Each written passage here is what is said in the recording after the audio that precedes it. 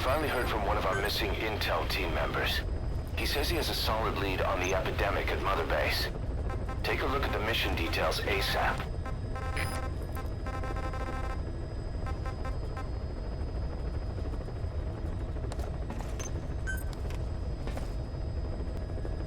Please select a landing zone heading to Mother Base.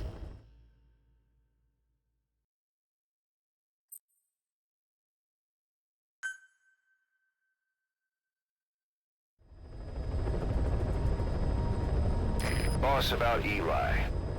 No matter how many times we talk to him, he just won't listen. He sees everything in terms of victory or defeat and still won't accept that you beat him.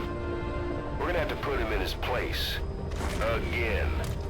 If you don't mind, come back to Mother Base and go another round with him.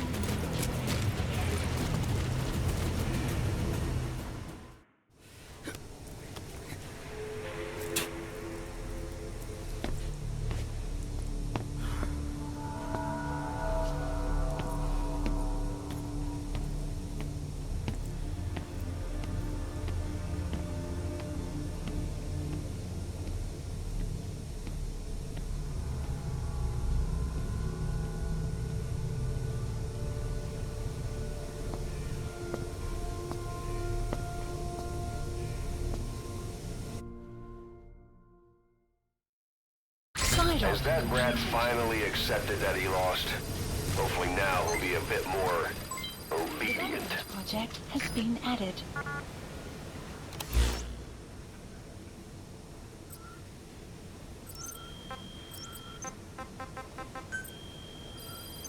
Please select a mission.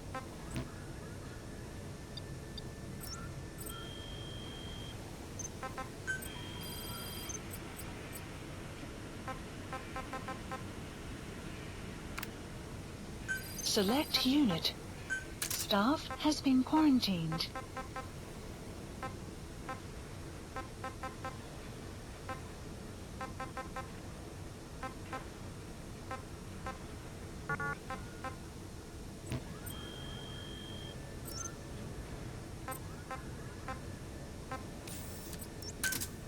Roger. This is B-Quad. Arriving shortly at LZ.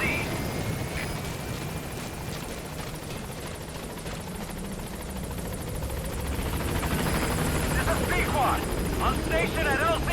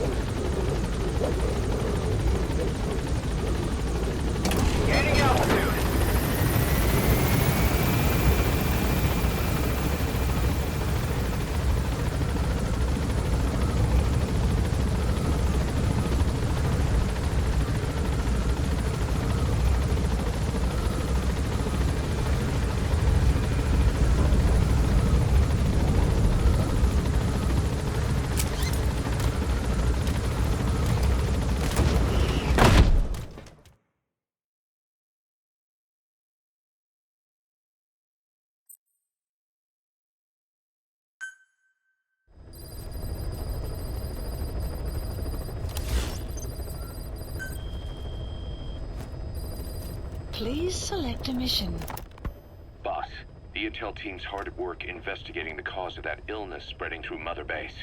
Problem is, a bunch of our agents in the field are still MIA. Progress has been slow, until now. We just got a distress call from one of them. He said he's got intel on the origin of the disease. But the PF in the area got to him before we did. There's been no further contact from him, but we know he's being held at the guard post on the western end of the mine. There's still a good chance he's alive.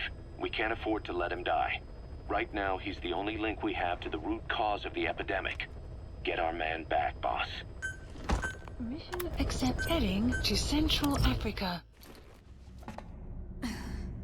Deploying.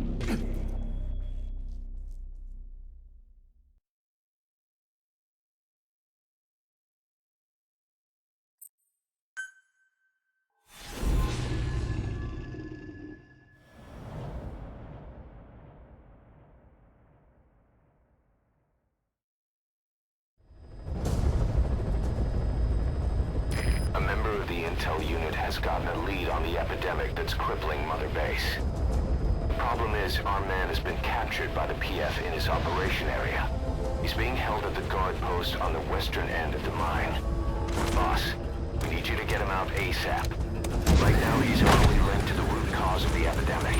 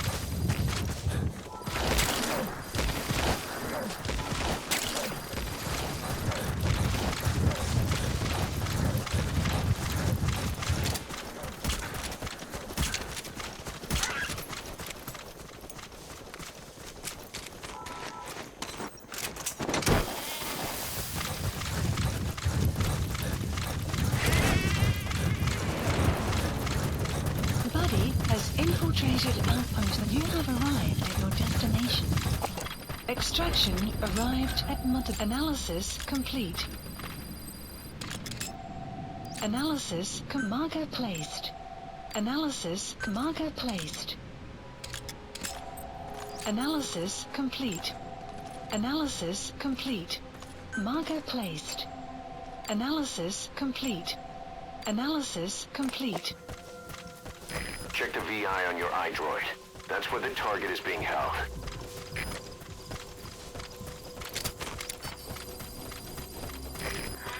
The map has been updated.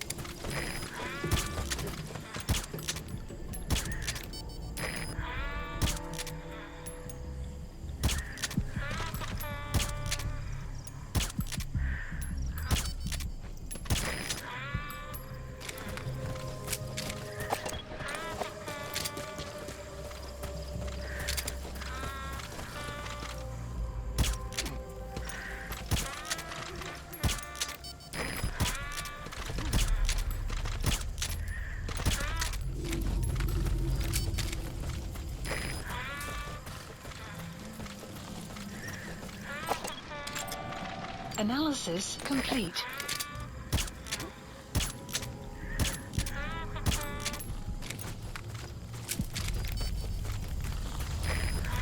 You have arrived at your destination.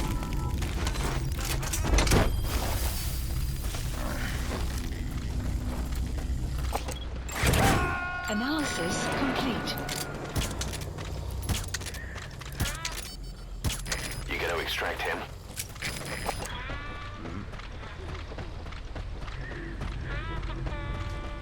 Hey! Say alright!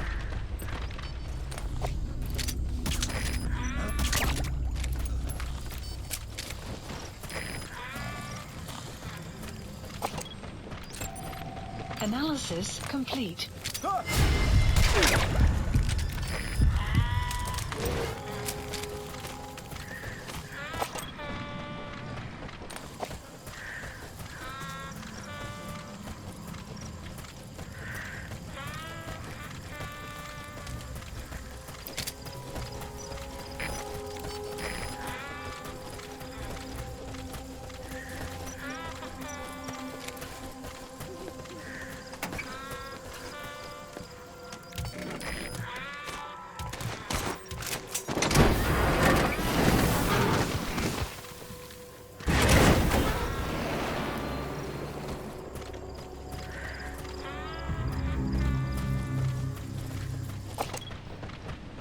Caution, rain approaching.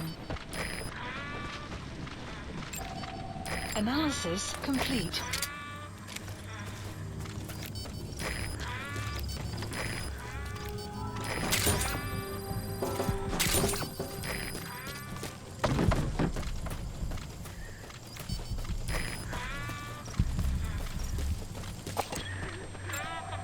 Analysis complete.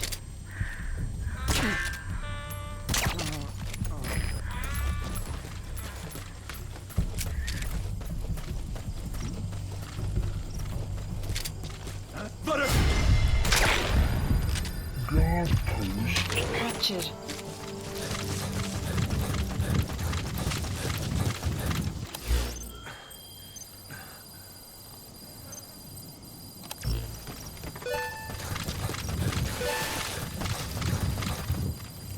You have arrived at your destination.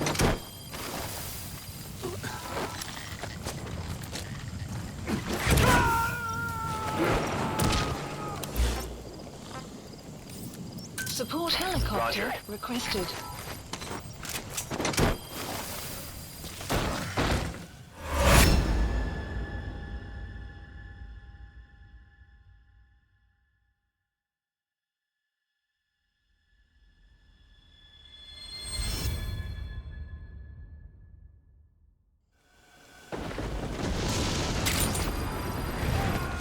A blood trail.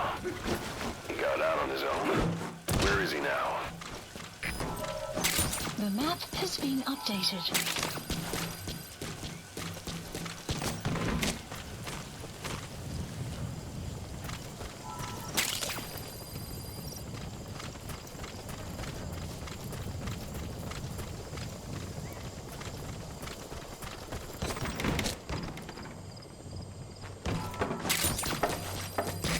This is B-Quad. Arriving shortly at LZ.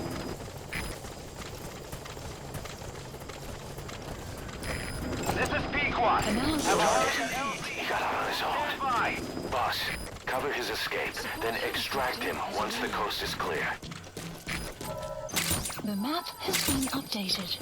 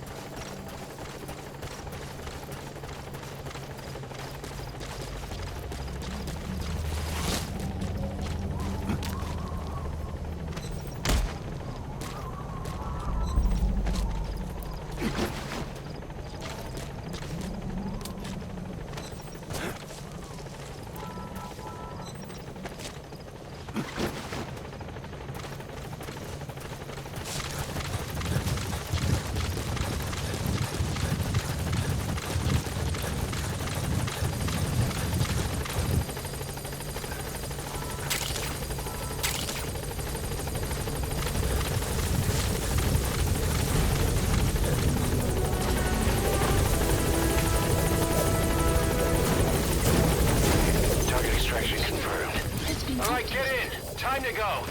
Gaining altitude.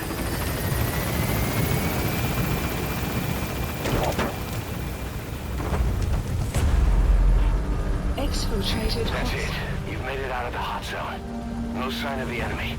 Mission complete, boss. Warning! Mission complete. And the target's safe. Time to figure out what the hell is behind this epidemic.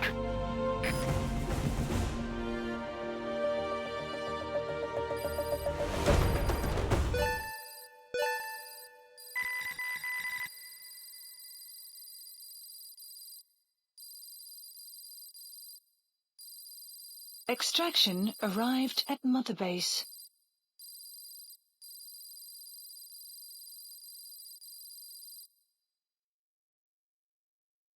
All right, mission complete, boss. Maybe you'll actually break a sweat next time, huh?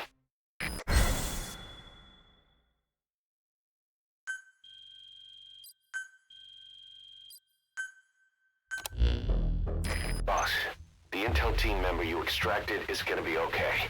All thanks to your quick actions. He keeps muttering the same things over and over. About the pathogen, and the old man who knows how to treat it. Code Talker. He even told us where he is. This is our only lead, boss. Let's go meet this Code Talker.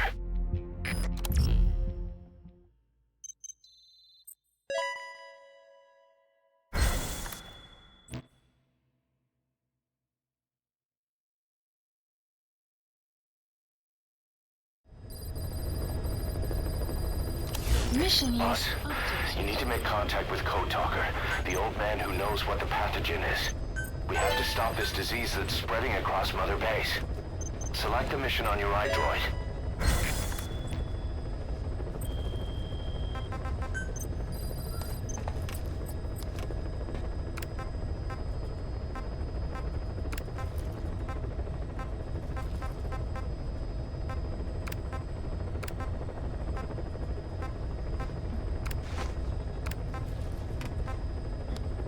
Select unit.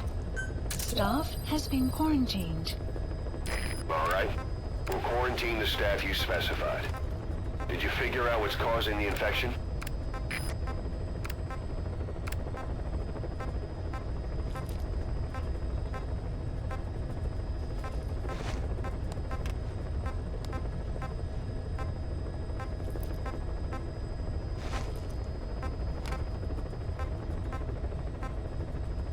Select unit. Staff has been quarantined. All right.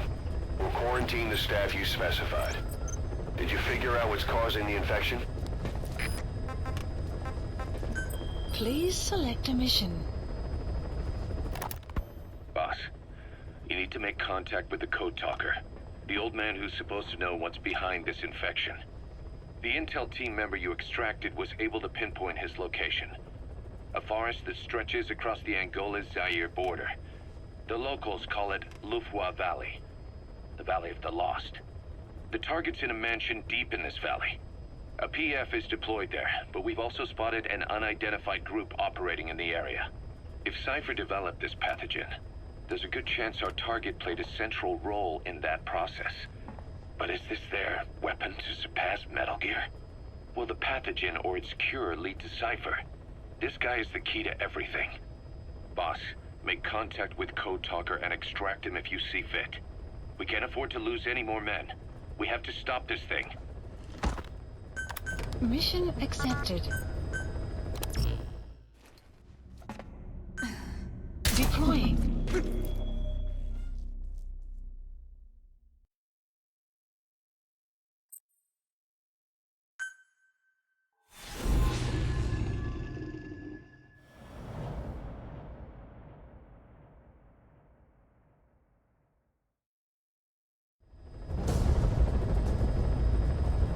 Boss, make contact with the old man known as Code Talker. According to the intel team member you extracted, he knows what the epidemic is and how to treat it. You'll find him in a mansion deep in the valley beyond the forest. He's a high-value target who's probably involved with Cypher's research. This information came at a heavy price. And you're convinced security on site is gonna be tight. Watch yourself out there, all right? Make contact with the target, Code Talker. And if the treatment requires it, extract him to Mother Base.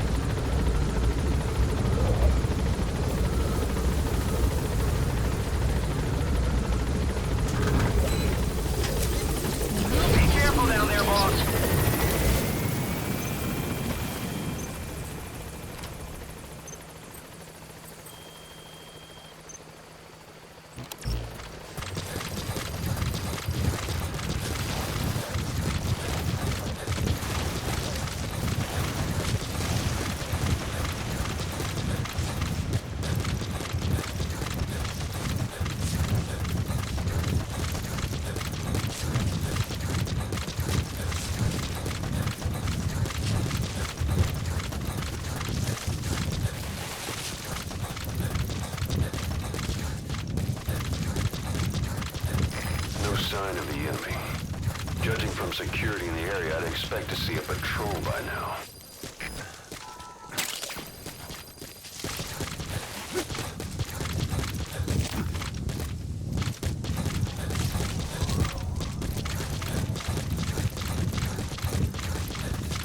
Extraction arrived at Mother Base. Missed. I have a bad feeling about this.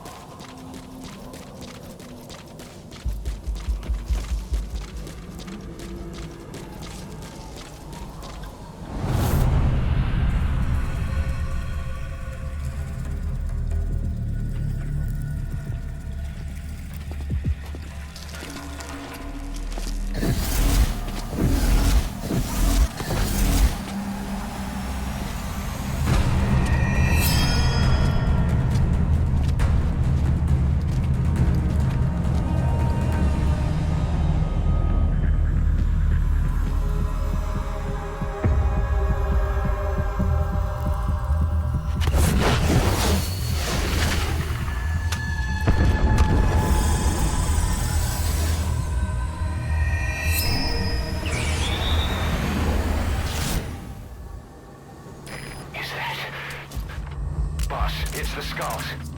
Damn it. So Cypher is behind this.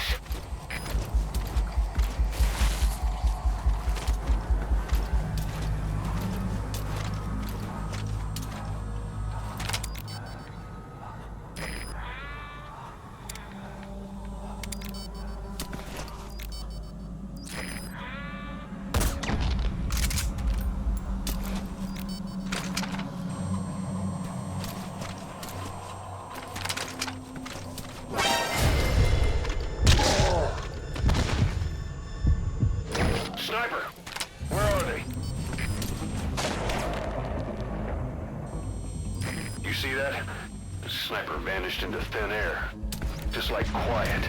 If you can't mark them, there's no way to tell where they'll strike from next. Stay on your guard.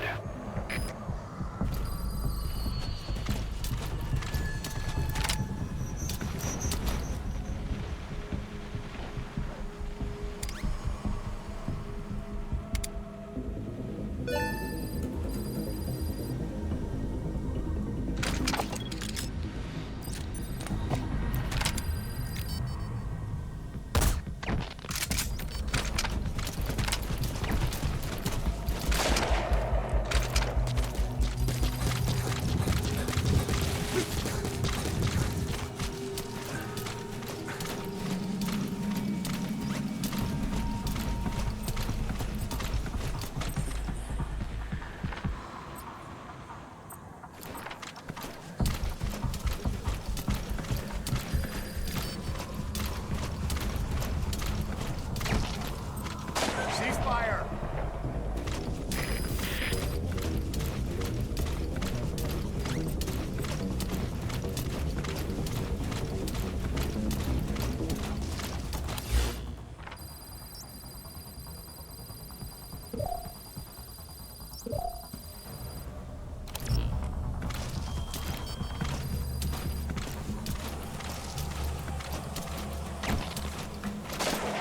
Cease cover fire!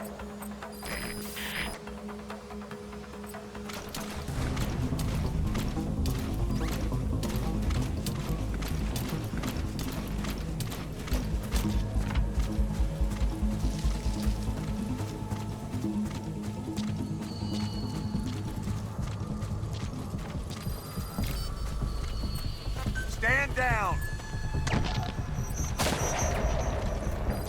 Not good. Don't let your buddy die, Steak. I'm pulling them out of there.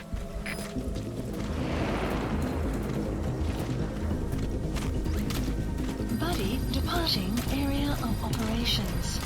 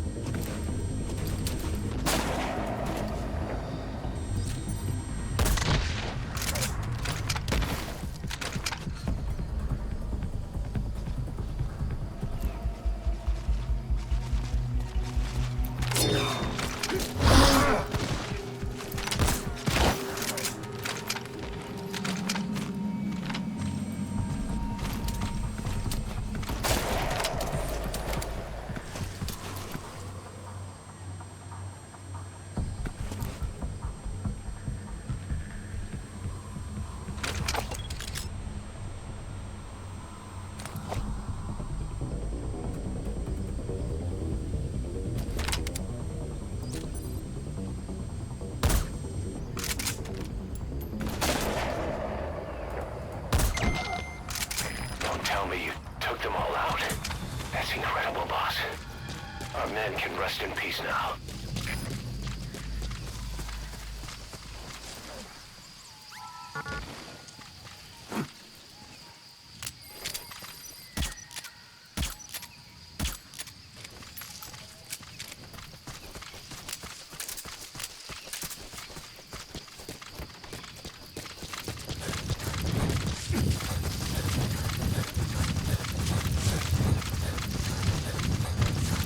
Enemy presence detected. The map has been updated.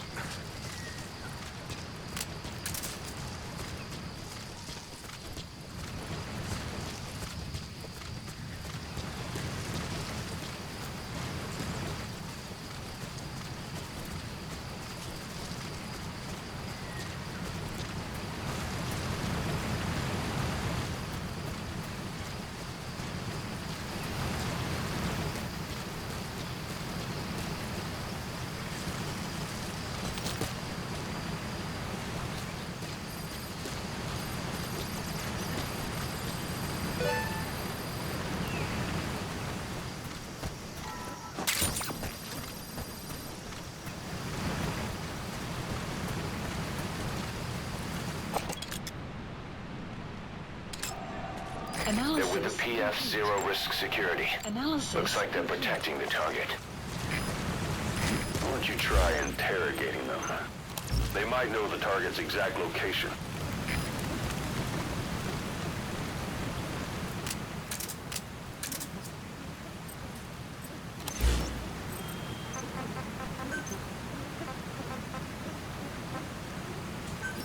Please select a deployment point.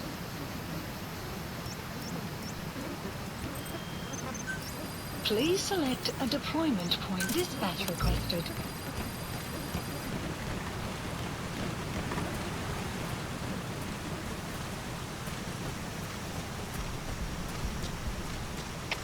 Alla trupper, detta är CP. Motsvarande aktivitet med i Bosma. Alla enheter, desperat. Right. They know about that battle just now. You're right at the mansion. The target's close. Be sure to think this through. They're with the PF Zero Risk Security. Looks like they're already on guard.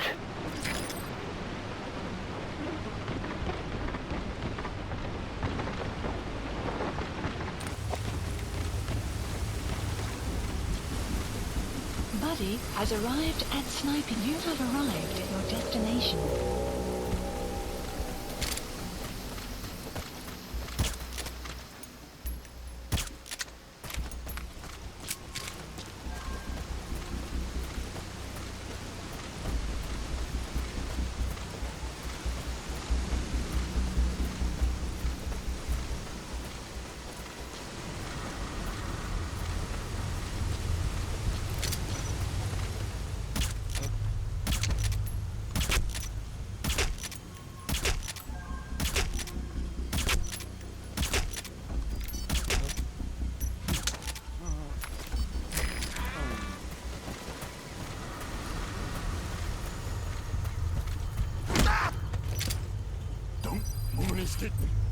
Talk. iDroid information updated. There's more than one entrance. How do you plan on sneaking in? The map has been updated.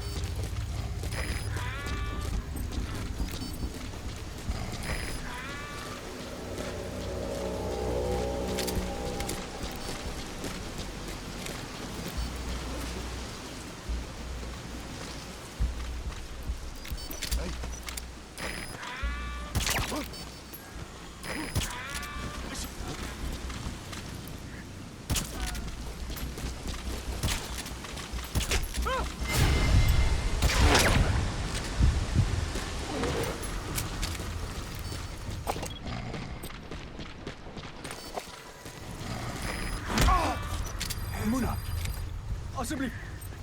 Moet niet te doen. We know where to find the target. Do whatever it takes to bring Code Talker back.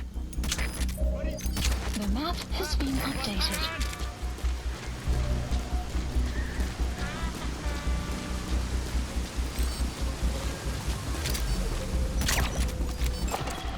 Analysis complete. Ik wil niet, speak. Enemy presence detected. The map has been updated.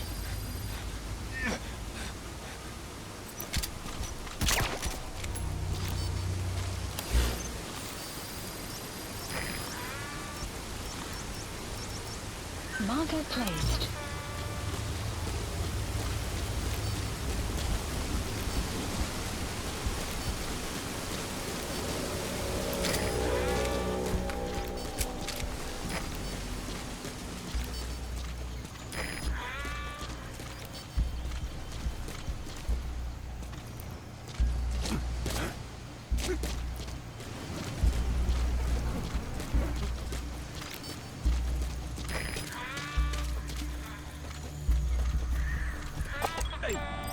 Analysis complete.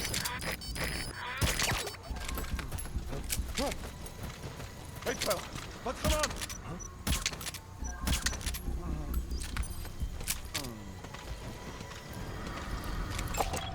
Analysis complete.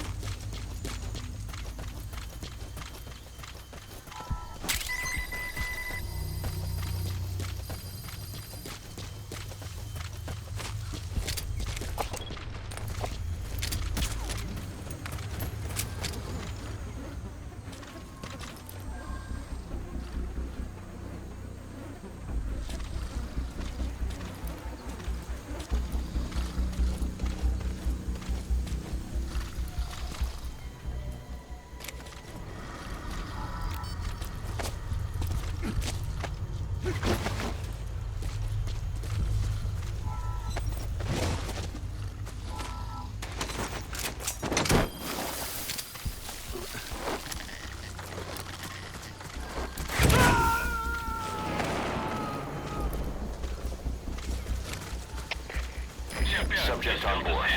Leave the rest to us. De CMP begrijp. Wees voorzichtig.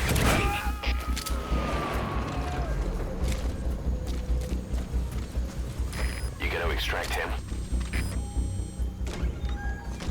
Jose.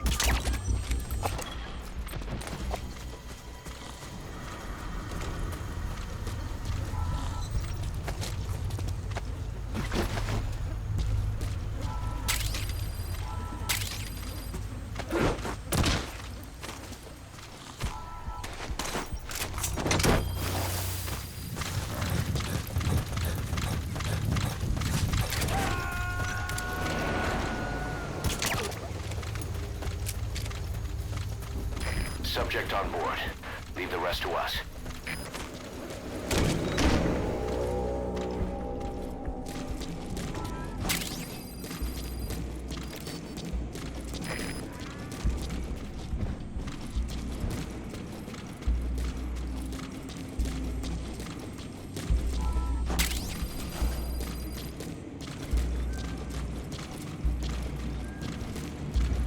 You have arrived at your destination. Analysis complete.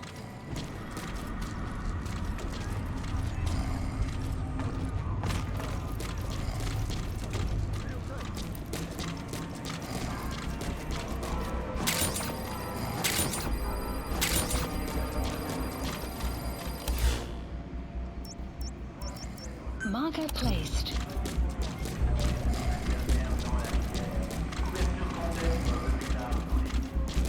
You have arrived at your destination. Was het een moeilijke indringer? Wees opgereed als grondslag. Oor. Dit is CP, begrijp. Hou jullie oor op. Uit.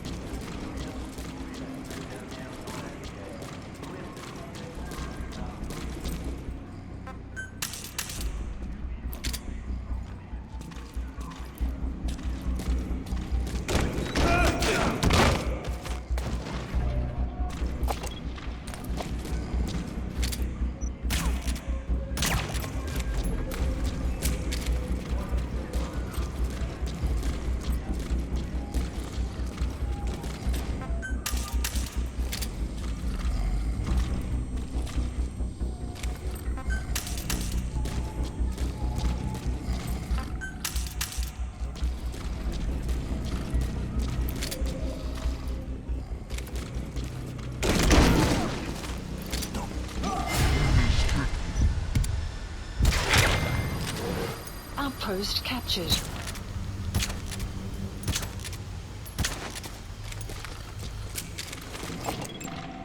Analysis complete.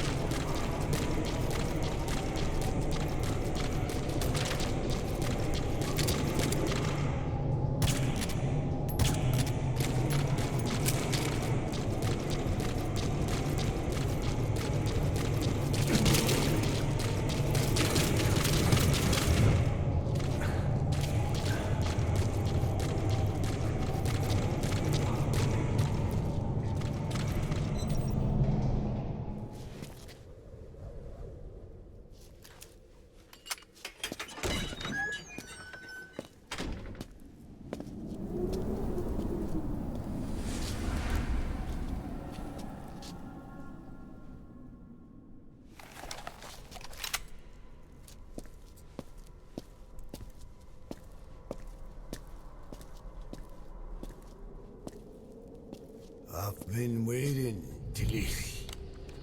Or should I say, Bedachochale.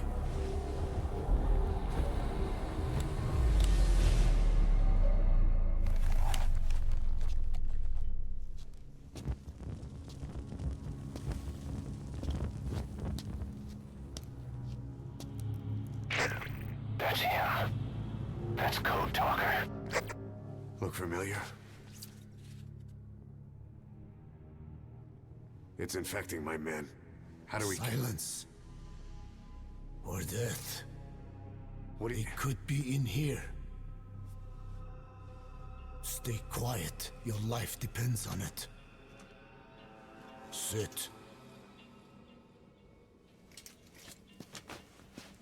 The parasite has infected your band. Those are its larvae. They enter the throat and attach themselves to the vocal cords.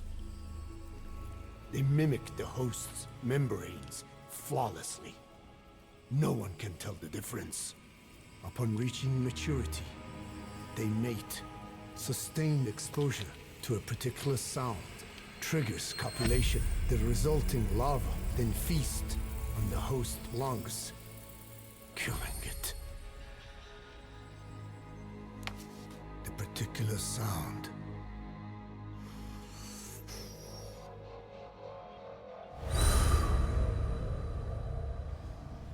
is words. They attack only those who speak a certain language, not just one. I cannot say which language your parasites are attuned to. But silence is the best way to keep them from laying their children. This contains an herb that they dislike.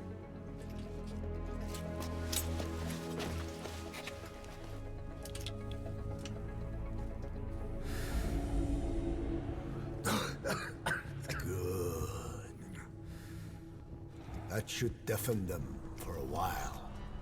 You have bought yourself some time. Speak. Is there a cure? Once symptoms manifest, larvae have already infested the alveoli. At which point, nothing can be done. There is a way to halt the onset, which would prevent infection.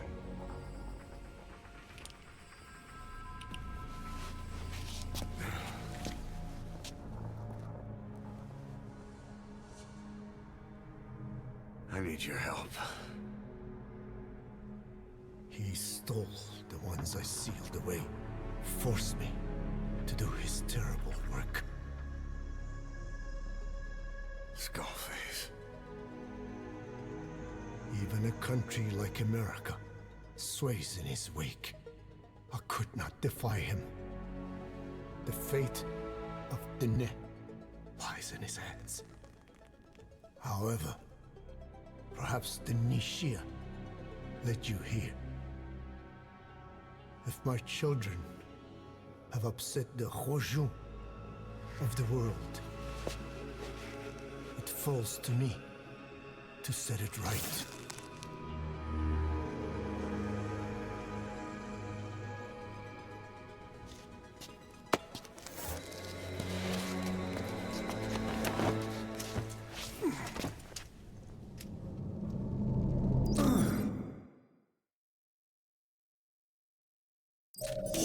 You've secured the target, but he's too old to risk a full extraction. Put Code Talker in the chopper and return to base. He claims they are the dream of every ruler since the dawn of time.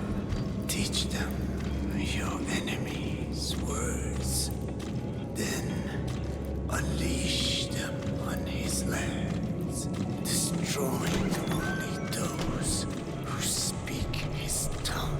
He calls them his ethnic cleansers. Ethnic cleansers? That's what Skullface is after. Then, in Zoya, Diabolo was Boss, he's gonna wipe every language besides English off the face of the earth. Ironic, isn't it? They gave us language, and now they take it away. It is thanks to them that man first learned to speak. But now, the hands of their clock turn back. They've been warped by the hands of man.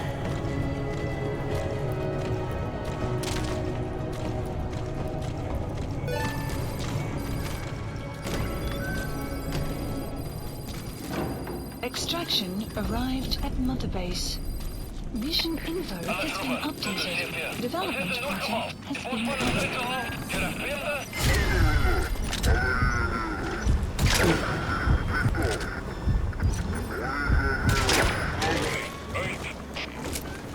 They know you took out the skulls. No sense rushing things now. Wait and see what their next move is.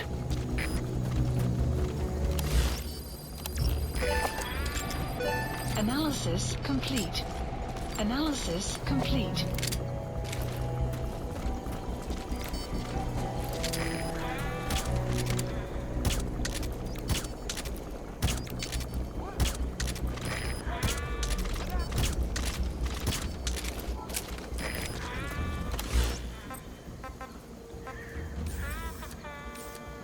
Support helicopter Roger. requested.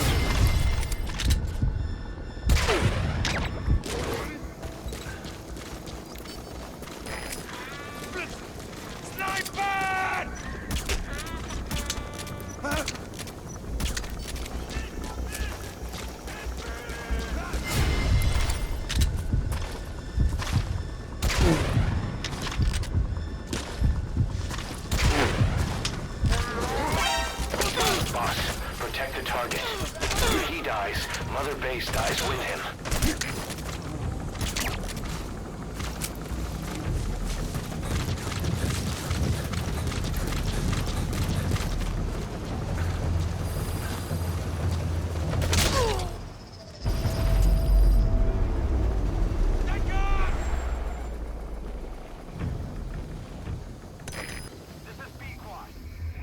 The target's dead. This is B-Quad. Arriving shortly at LZ.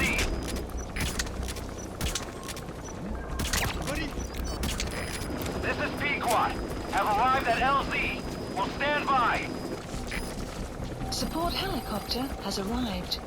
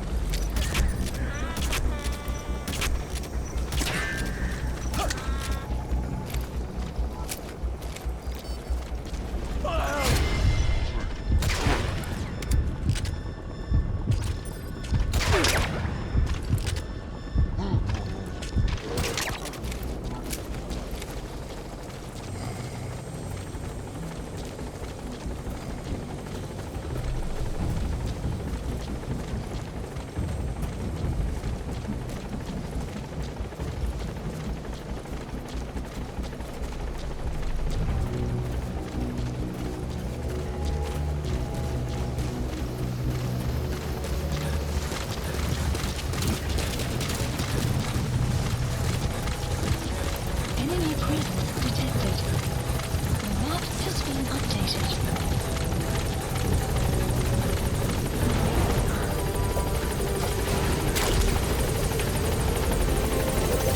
Mission info has been updated. Gaining altitude.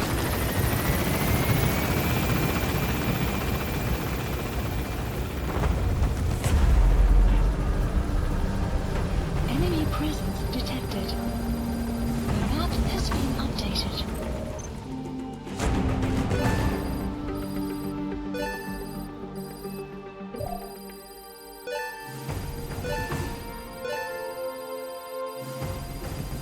Extraction arrived at Mother Base.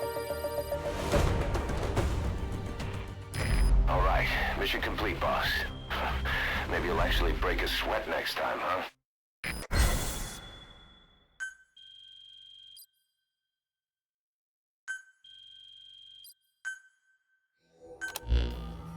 Boss, we found the bodies of the two missing Intel team members in Lufwa Valley. We knew we wouldn't get them back alive, but still, it's a damn shame. Don't let their sacrifice go to waste, boss. We need to stop the epidemic at Mother Base. That old man, Code Talker, he's the only hope we've got.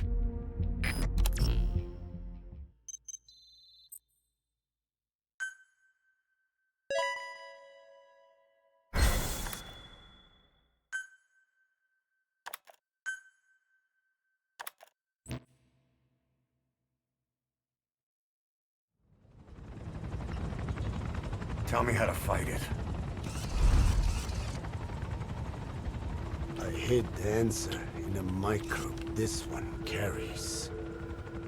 It turns the male parasites into females, preventing reproduction. One parasite infecting another. However, it doesn't affect only the parasite. It alters the host as well. Your infection will be contained, but you and your men will also be rendered infertile. That is the price you must pay to regain your speech.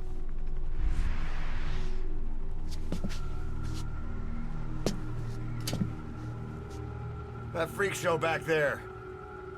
They the work of your children too? A different strain from the vocal cord parasite, known as the one that covers. It acts as the host's skin, providing strength in exchange for nourishment. But I did not know those men were infected. They were forced to serve him, then steal my research.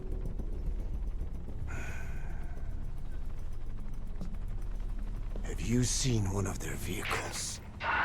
The yellow cake. Captured a convoy they were escorting. Cargo's some kind of mineral. What became of it? The metallic archaea? Clouds ahead! It's them.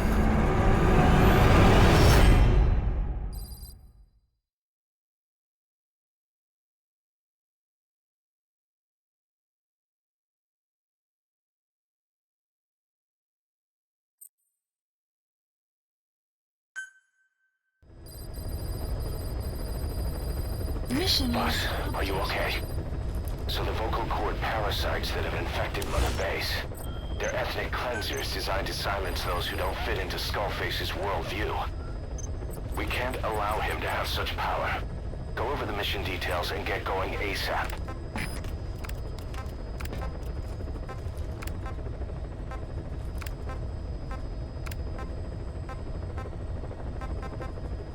Select unit. Staff has been quarantined. All right. We'll quarantine the staff you specified. Did you figure out what's causing the infection? Please specify a project. Develop, please specify a project.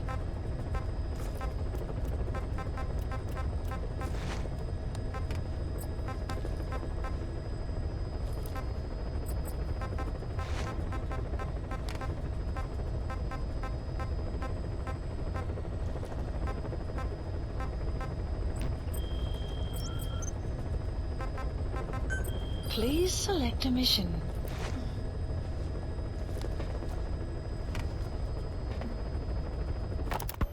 Boss, you okay? There's an unusual mist in front of your chopper. It could be the same one as before. Cypher is trying to eliminate Code Talker, but we can't save the infected without him. Boss, whatever you do, bring Code Talker back alive.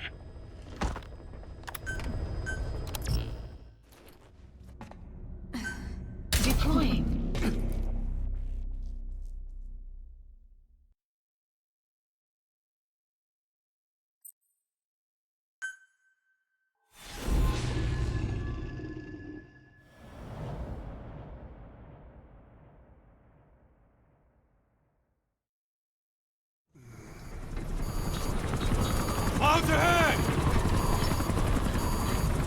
them.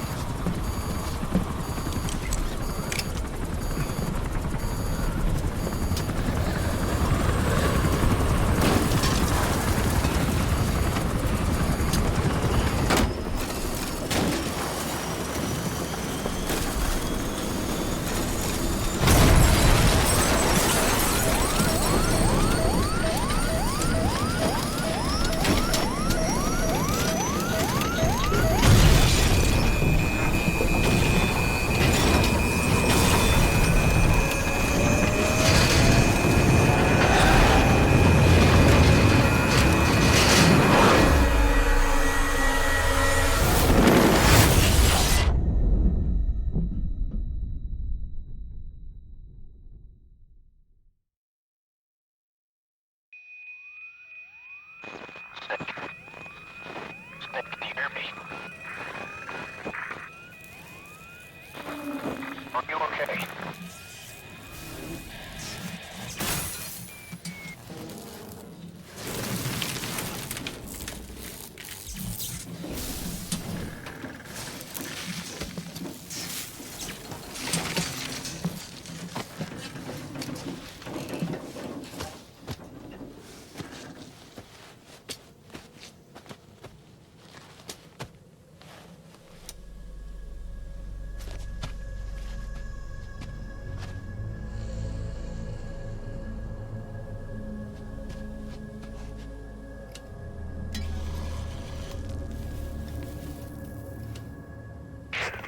Looks like you're surrounded by mist.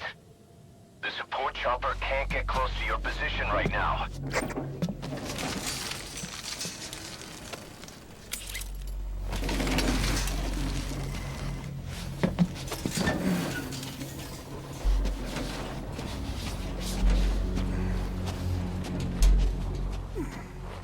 Hurry! They are coming!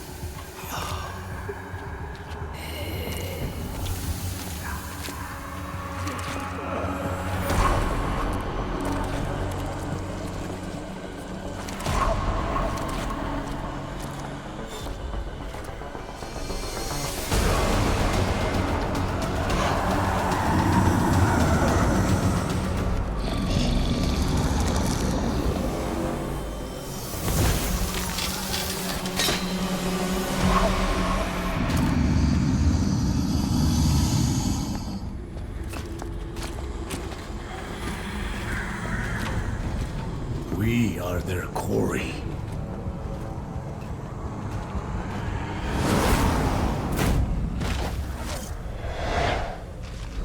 Skulls. So that mist is their work. We won't be able to send in another chopper for now. Boss, you need to eliminate the skulls. You cannot lose Code Talker.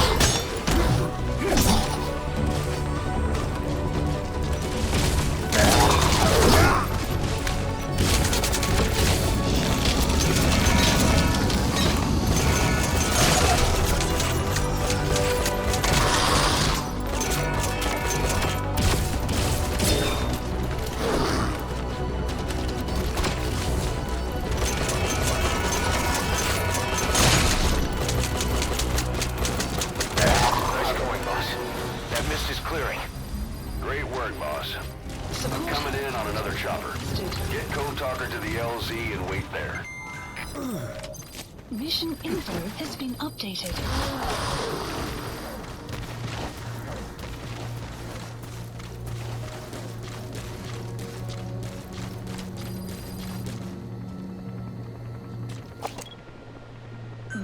Marker removed. We're in a race against time. Put Code Talker in the chopper and return to base. This is B-Quad. Arriving shortly at LZ. What are you doing? That's one of ours. On station at LZ.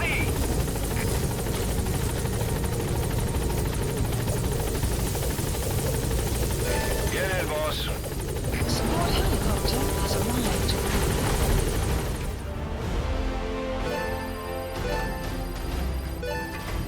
Extraction arrived at Mother Base. Amazing. Mission complete. That right there is why you're the best, boss. The one and only.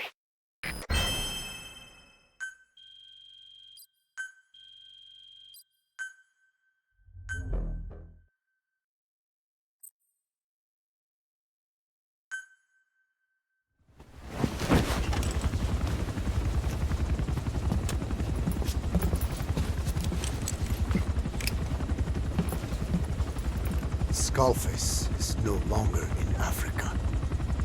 The nuclear test was a success. Now they turned their knives on me. Satellites didn't read any test. Neither did seismometers. The detonation test took place 5 years ago in the southern Indian Ocean. The final test was the opposite, to prevent detonation. You mean? Skullface plans to sell nuclear weapons that he retains control of. It's not like hawking small arms to militias. Indeed. He plans to avoid detection by exporting minerals containing tiny amounts of uranium in the form of metallic archaea. Once on site, the metallic archaea enrich the uranium and weaponize it. Loaded onto all-terrain bipedal machines, they ensure any country, armed group, even the smallest terrorist cell, can become a nuclear power. Bipedal. So that's why they needed Huey. A nuke business to replace the arms business. And Skullface owns the market. The very atmosphere of nukes, anywhere and everywhere. Deterrence on all sides. So that's why he ran a non-detonation test. Yes. Another metallic archaea instantly overrides the criticality generator. It fails safe only he controls. Any such weapon can be deactivated whenever he chooses, regardless of who owns it or their intent to use it. Nukes. Controlled by a man, not a country. If they proliferate, conventional nukes lose all value. Political, military, and economic. The two superpowers become powerless.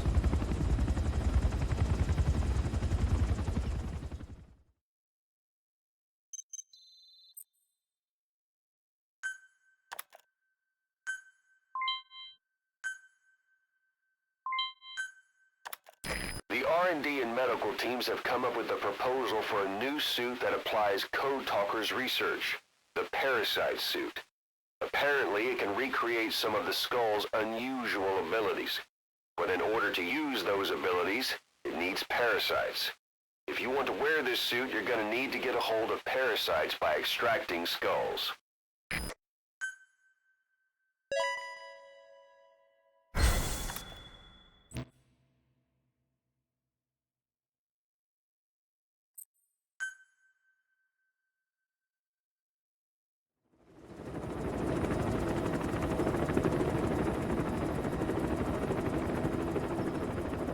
We need to stop the epidemic at Mother Base.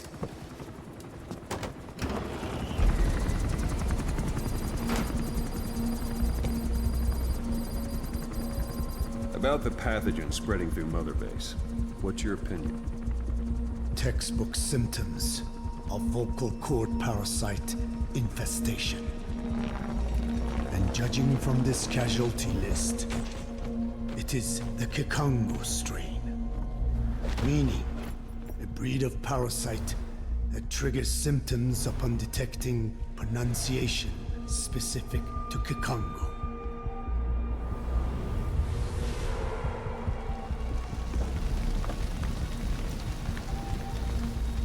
So how do we keep them from becoming symptomatic? Use this. A type of Wolbachia, introduced to a sample of the parasite. A parasitic bacteria that colonizes the parasites, turning male to female and preventing copulation. You must cultivate more.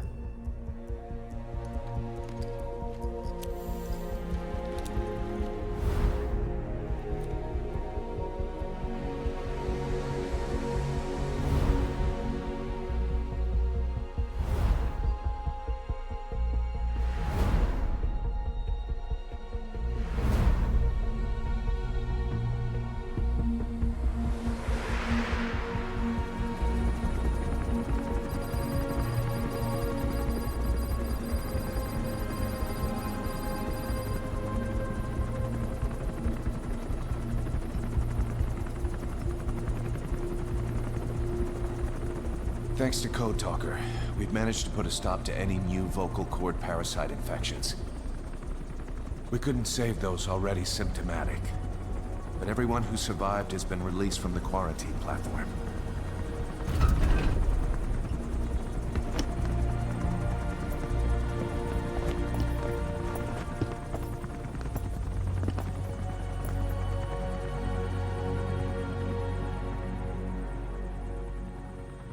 Skullface will pay for this.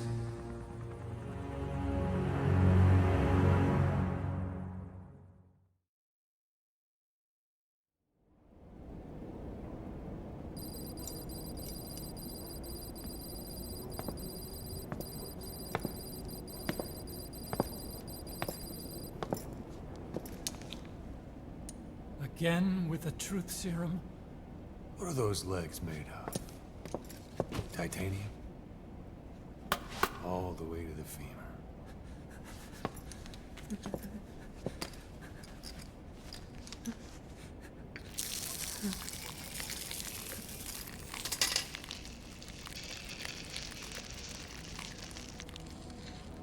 Metallic archaea. Sahelanthropus. Where is it? What? We have to know before his plan is complete. Sahelanthropus is the final piece. What are you talking about? If the Soviets break out a mobile, controllable nuclear weapon, East-West relations will be right back at the Cuban Missile Crisis. The Cold War returns to life as countries without nuclear arsenals line up for what Skullface is selling. Nuclear weapons proliferate overnight, and on the brink of annihilation, the world maintains its balance. But we know this is all just a shield, a ruse. The cleansing parasites are what matter most. A WMD to eclipse even nukes, and the only one that can still be used. Skullface is the world's greatest threat, and Zero's. The pieces are in place. All that remains is to unveil Sahelanthropus in Afghanistan. They can't activate it without me.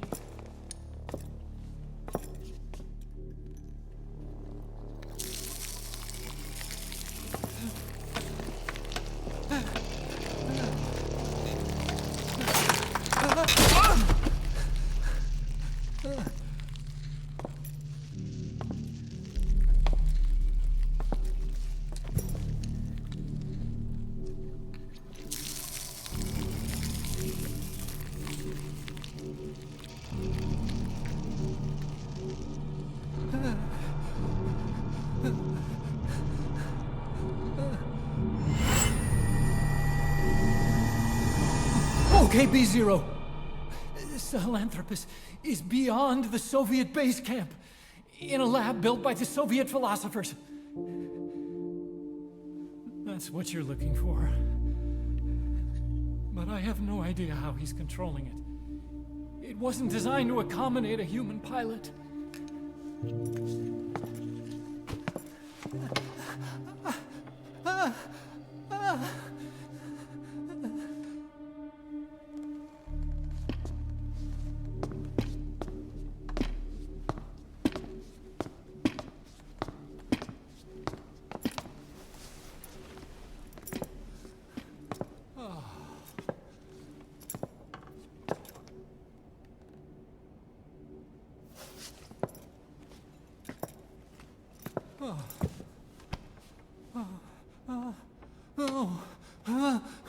No! No! Wait!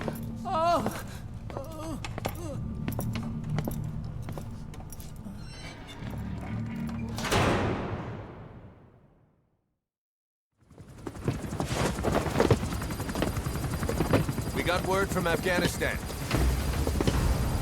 Everyone at the Soviet base camp's dead. No sign of fighting. Parasites. Skullface's men then headed north. The target is OKB-0.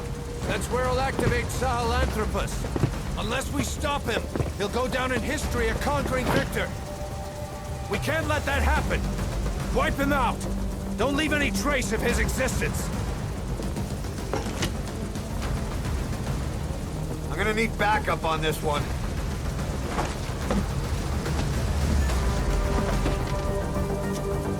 You'll rendezvous on site.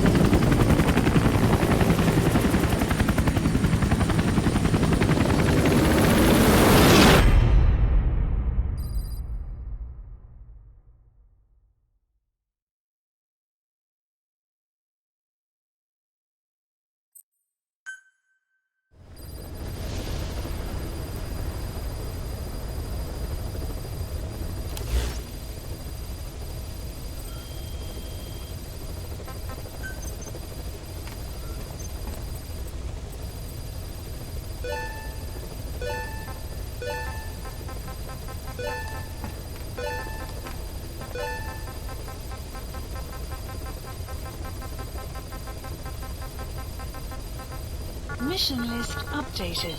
Development project has been added.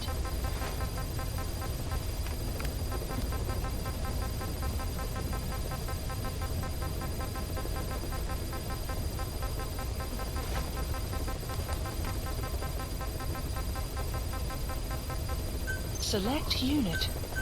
Staff dismissed. Staff assigned.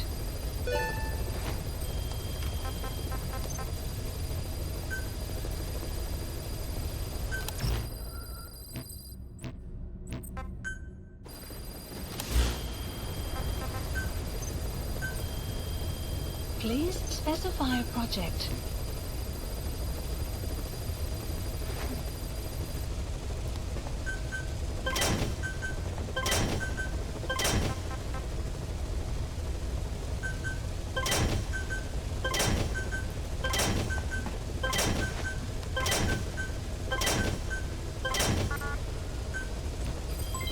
Development complete. Please specify a project.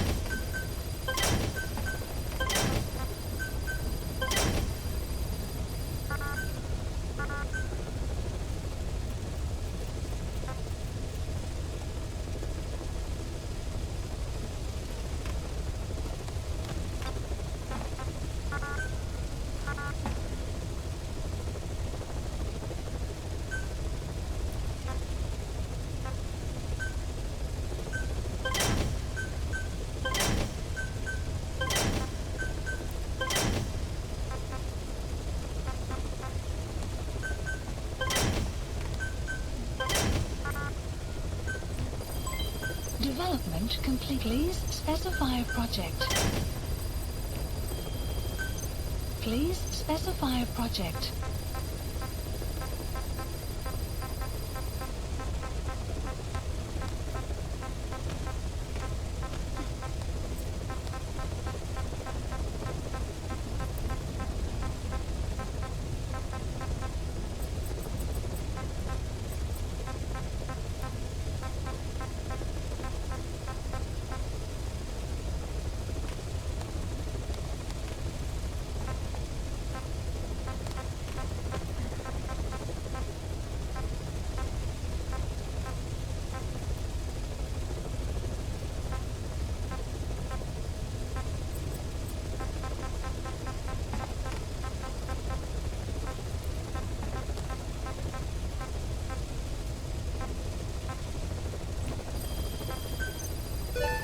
Please specify a project.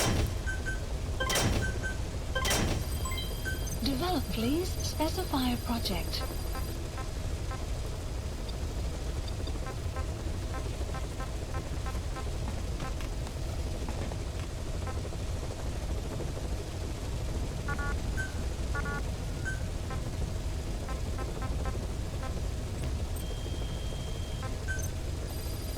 Please specify a project.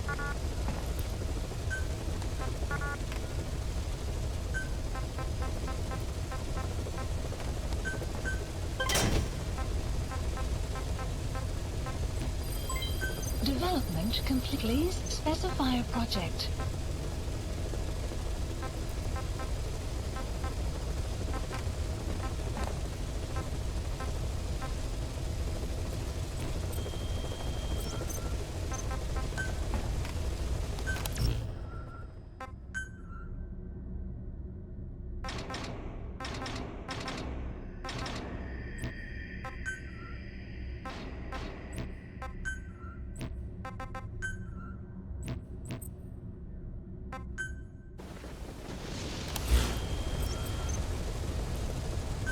Please select a mission. Weather will clear shortly. Thanks to Code Talker, we've managed to put a stop to any new vocal cord parasite infections. We couldn't save those already symptomatic, but everyone who survived has been released from the quarantine platform.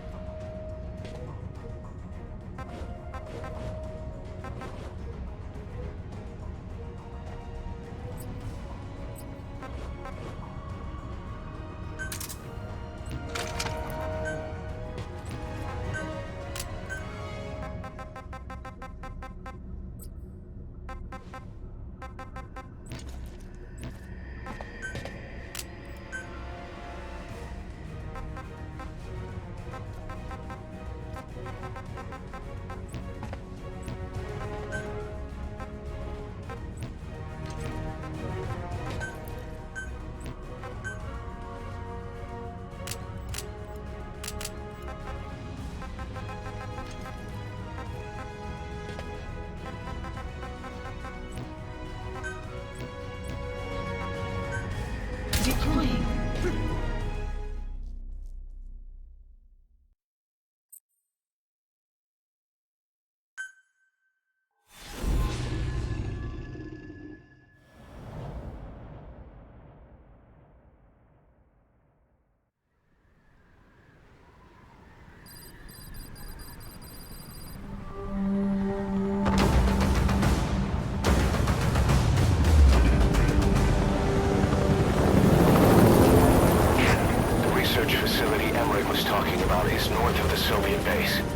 That's where Skullface is keeping Sahelanthropus before setting it loose in Afghanistan. There's a good chance he's got nukes, too. Boss, we need to figure out what Skullface is up to. If you make contact with him, get him to talk. The ethnic cleansing parasites, Sahelanthropus. Find out what his plans are.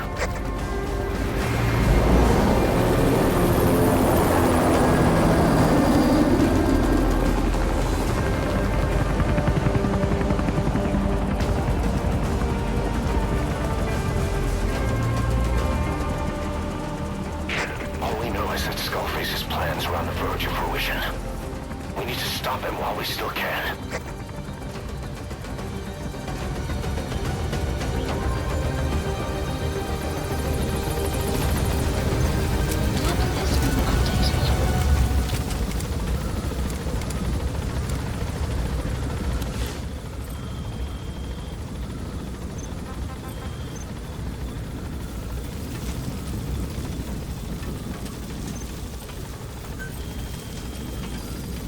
Please select a mission.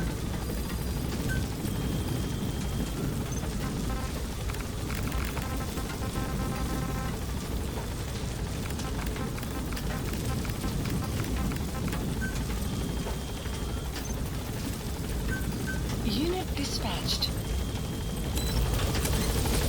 Be careful down there, boss.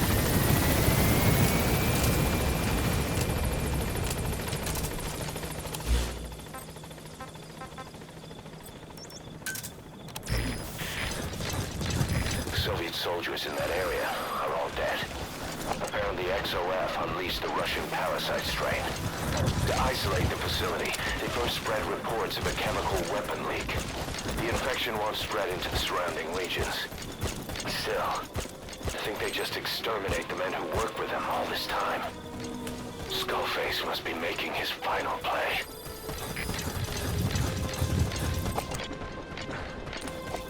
Buddy has infiltrated Outpost. The map has been updated.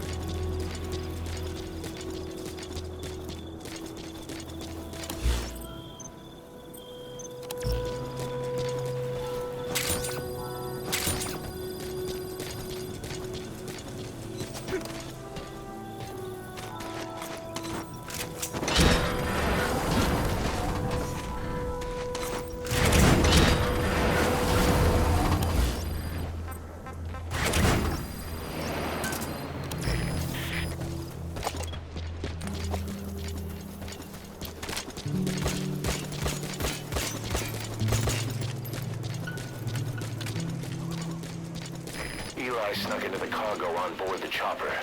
His idea of an escape attempt? Who can say? We'll think of how to deal with him later. Snake, do you read me? I know more than anyone about OKB-0 and Sahelanthropus. Infiltrated. Boss, I've made up my mind. I want to be of use to you, not him. Let me work to pay for what I've done. I'll prove it, that I've always been your ally. Boss, I'll be focused on coordinating backup here at Mother Base. The chain of command is still in place. If you have orders, give them through Miller as usual. Skullface is in OKB-0. Start by making contact with him. The facility itself is under the control of XOF, Cypher's Strike Force. We have no hard data on their force strength. So your judgment in the field, XOF has occupied the facility. Complete. Skullface must be close.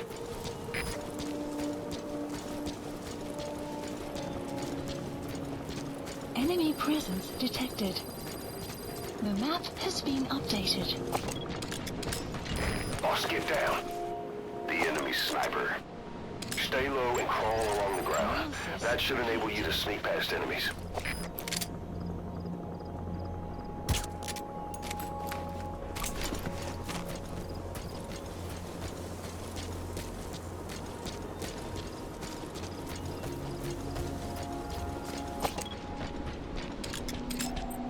Analysis marker placed.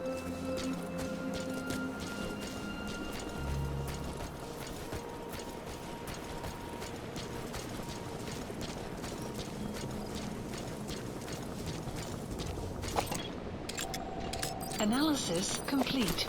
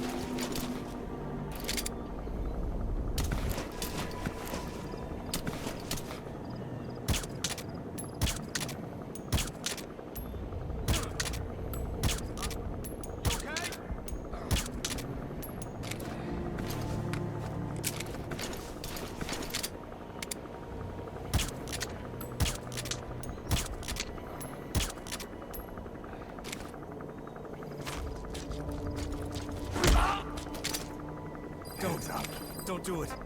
Talk. The map has been updated.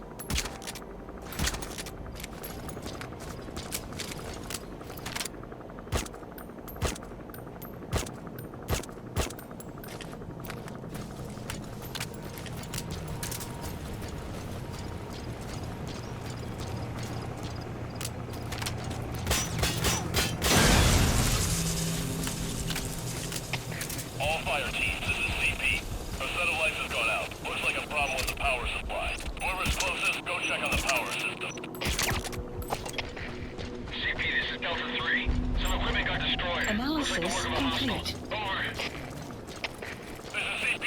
Understood. Check it out immediately and give us sit rep. Out.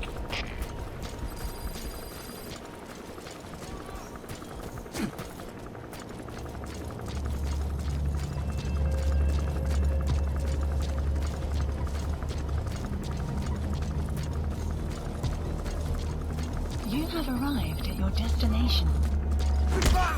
Do it! Don't shoot! Spit it out. The map has been updated. Somebody get me down!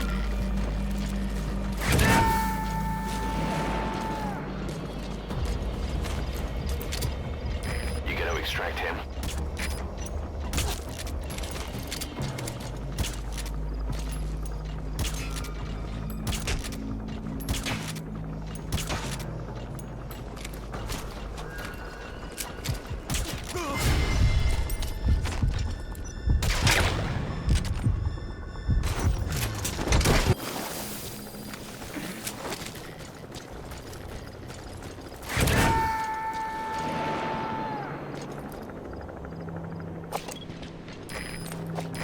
Get down. The enemy sniper. Stay low and crawl along the ground. That should enable you to sneak past enemies. Analysis complete. Buddy has infiltrated outpost. The map has been updated.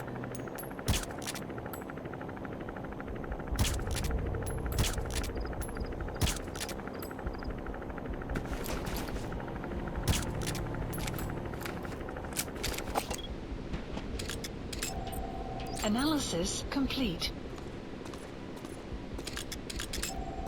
Analysis complete.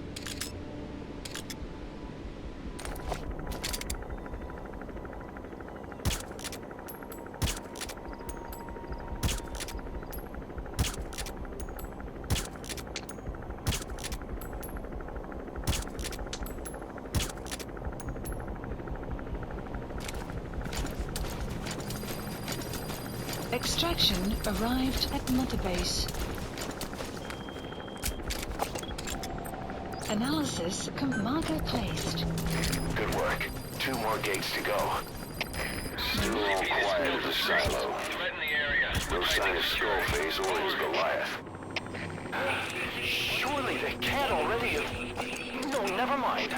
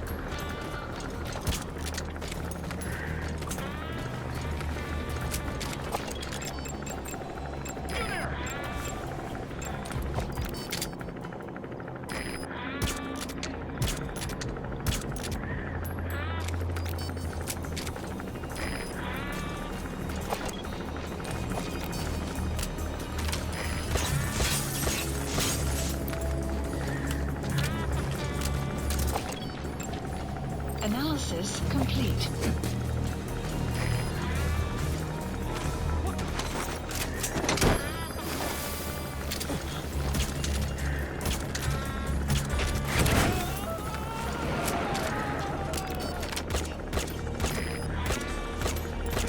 You gotta extract him.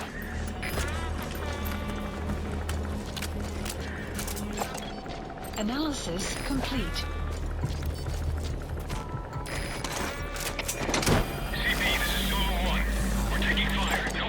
Analysis complete. You have arrived at your destination. He's coming too. Roger that.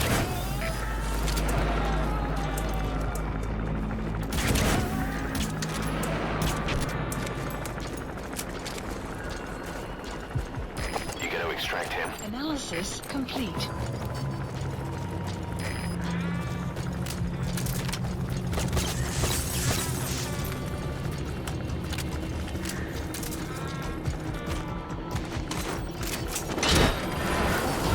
Enemy presence detected. Map has been updated.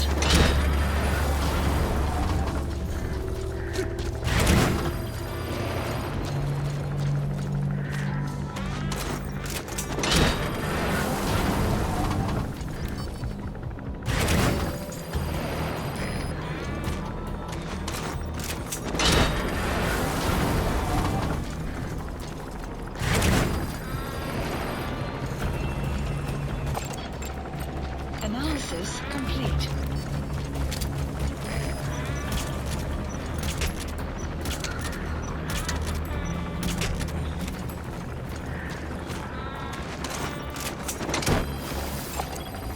Analysis complete. Analysis complete. Analysis complete. Subject on board. Leave the rest to us. Analysis complete. Analysis. XOF has occupied the facility. Skullface must be close. Analysis complete. Analysis complete. Couldn't find anyone. Over. He's coming too. Roger that. Understood. Stay alert. Don't let him get the drop on you. Out. What's up?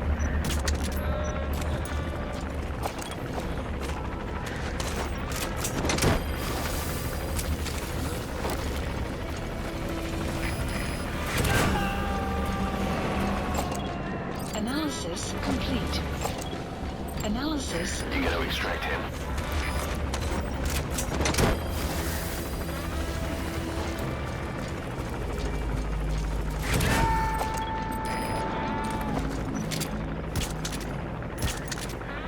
Subject on board. Leave the rest to us.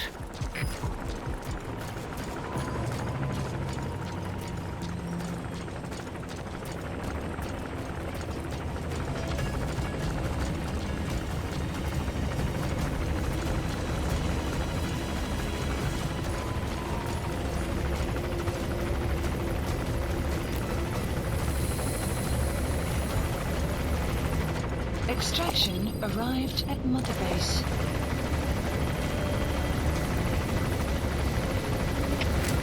CP, this is 201. We may have an intruder. Going on alert. Over. All right, you're through the second gate. Only one gate left. From here on in, you're in the enemy's headquarters. Something's wrong. But it has to be here. Analysis complete.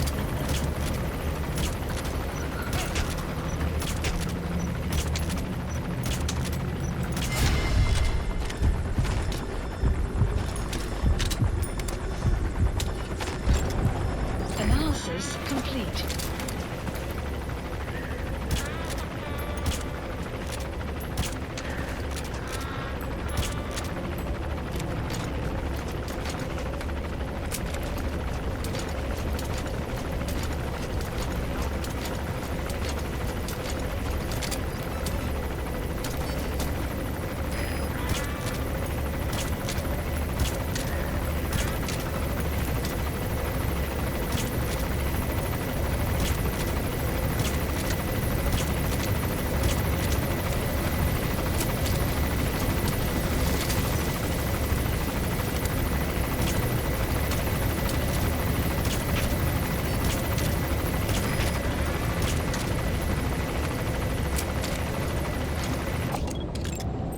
Analysis complete.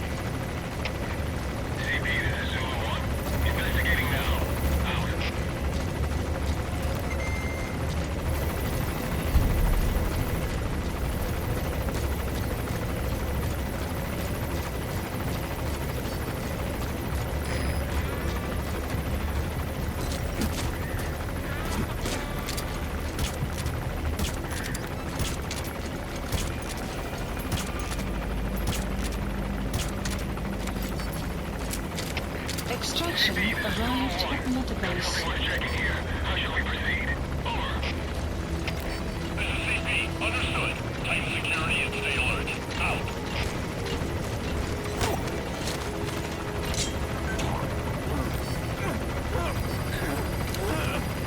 Map has been updated.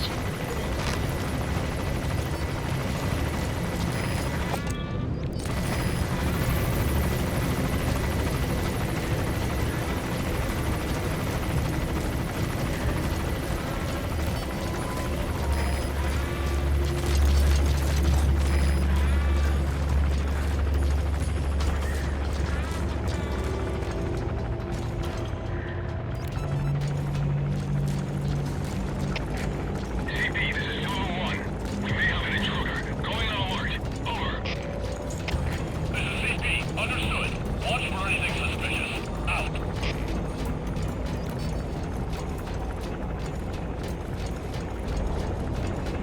They stopped coming after you. Boss, it might be a his ride has arrived. Don't let Skullface get away. Stop him at the heliport. Map has been updated. Boss, can you see the heliport? Skullface is right there. Make contact with him and make him talk. We have to stop him before his plan is set in motion. Sahelanthropus is somewhere inside there. First of all, make contact with Skullface. Don't kill him yet. We need him to talk first.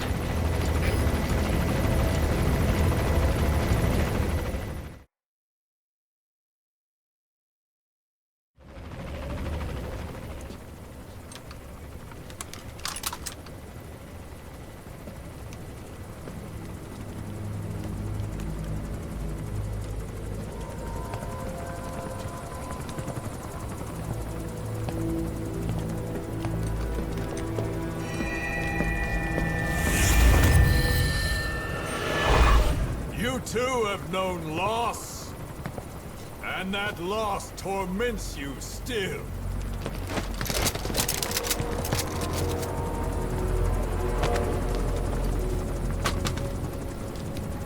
You hope hatred might someday replace the pain, but it never goes away.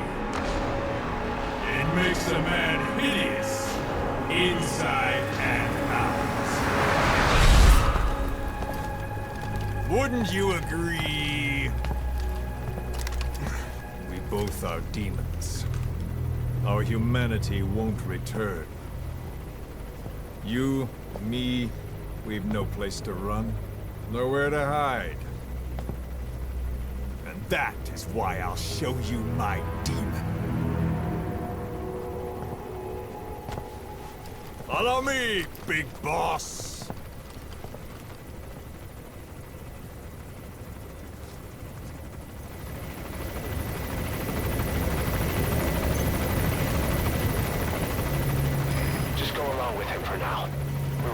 If it comes to that. That's our leverage against him, our deterrent. He doesn't want a war on his hands.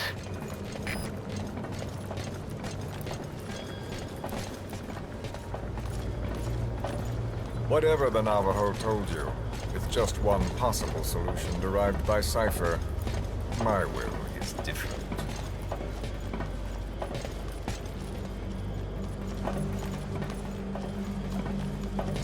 I've known you since your time at Langley. I've long been the other side of your coin. 1964, Soviet territory. Vox's first mission. Any mess you made, I was there to clean up. You completed your task, and admirably. The information you returned was far more than enough to fill our pockets. With it, our futures became, more or less, set in stone.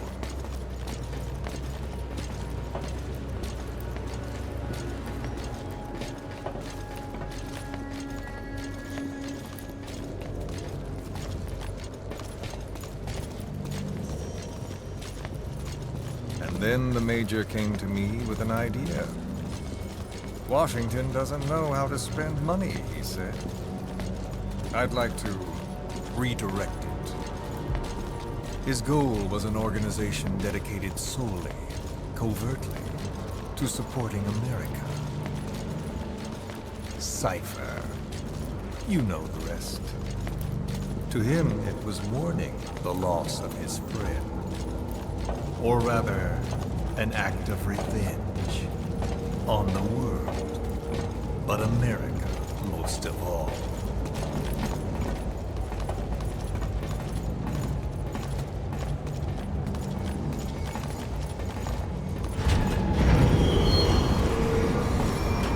America is a country of liberty, a meeting of immigrants. Instead of simply assimilating, its citizens live alongside others. Their roots are varied, diverse. America's never been made up of just one. But he tried to forge a single consciousness, for it and from it. The idea that every citizen would use free will to unite behind their country. Unilateralism like that can't be entrusted to any one individual. So the Major sought a system that used information, words, to control the subconscious.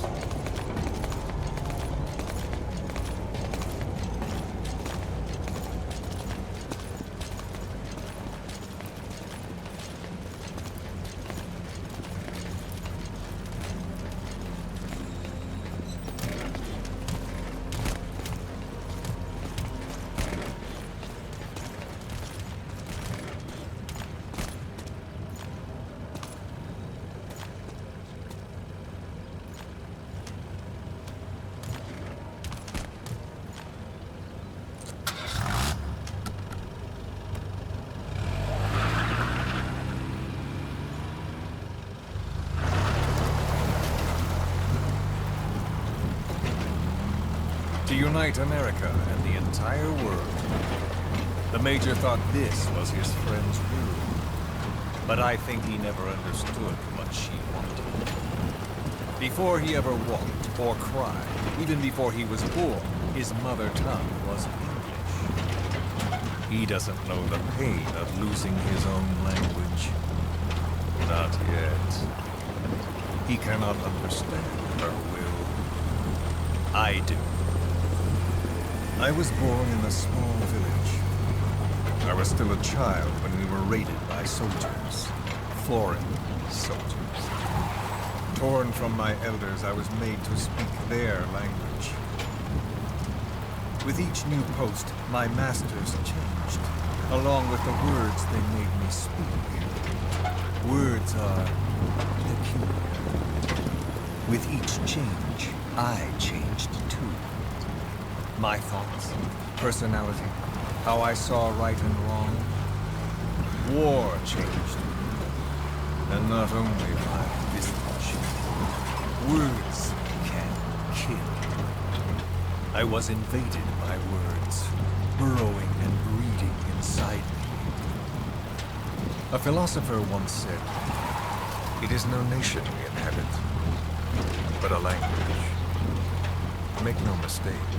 Our native tongue is our true fatherland. My fatherland. My truth was stolen from me. And so was my past. All that's left is the future. And mine is revenge. On those who leech off the words of their fellow man. This is what I learned from the Major. And then it hit me. It was he who should feel my wrath. He and the code he chose as basis for control. Language codes, information codes, beamed all around us, genetic codes spanning history. By controlling the codes, Cypher Zero intends to unify the world. Codes implanted into our heads, sucking our minds dry as it spreads from one host to the next. A parasite upon this earth, that is what Zero is. As one born into this world he's afflicted, I hold him responsible for killing my freedom. killing all traces of my past, killing any promise of a future. We are all but dead men forced to walk upon this earth, a world reduced to zero. Cypher plans to use its codes to control the world. They think they can. And the mother tongue of all those codes is English. The Word became flesh. The final parasite. It knows English. An English strain of the vocal parasite. I will exterminate the English language. With this, I'll rid the world of infestation. All men will breathe free again, reclaim their past, present, and future. This is no ethnic cleanser. It is a liberator. To free the world from zero. Let the world be. Sans lingua franca, the world will be torn asunder. And then it shall be free. People will suffer, of course. A phantom pain. The world will need a new common tongue. A language of nukes. My metal ears shall be the thread by which all countries are bound together in equality. No words will be needed. Every man will be forced to recognize his neighbor. People will swallow their pain. They will link lost hands. And the world will become one. This war is peace.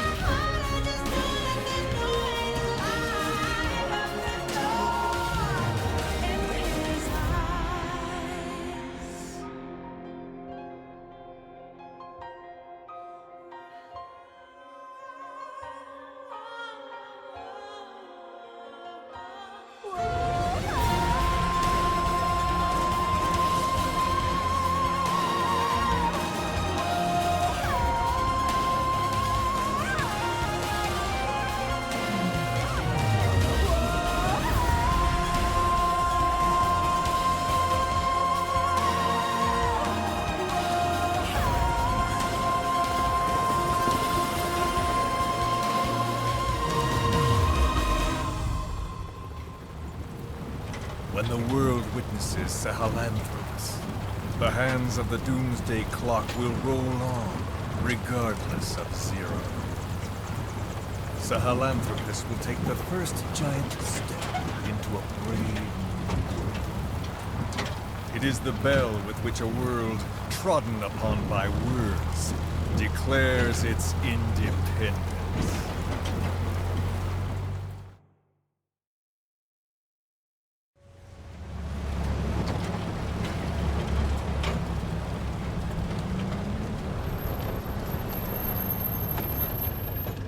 We are here.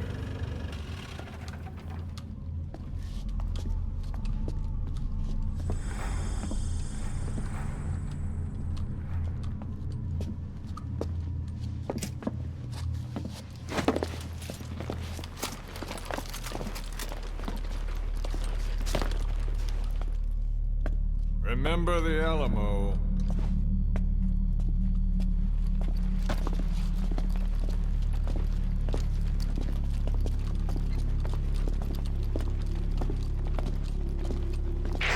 This is Queequeg on station to provide cover.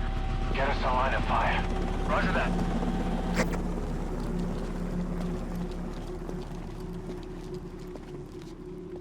We're not the only demons in this world. Like you, vengeance is all he has. It's man's thirst for revenge that drives the times. Just as you live because of me, he lives because of you. Show him!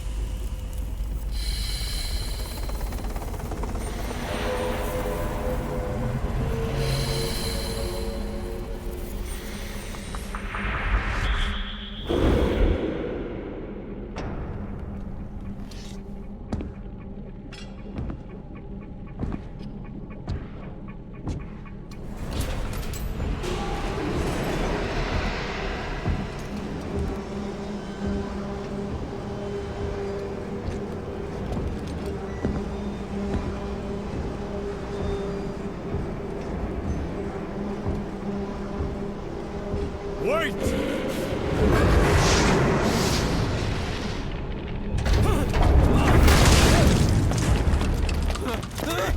Who is doing this?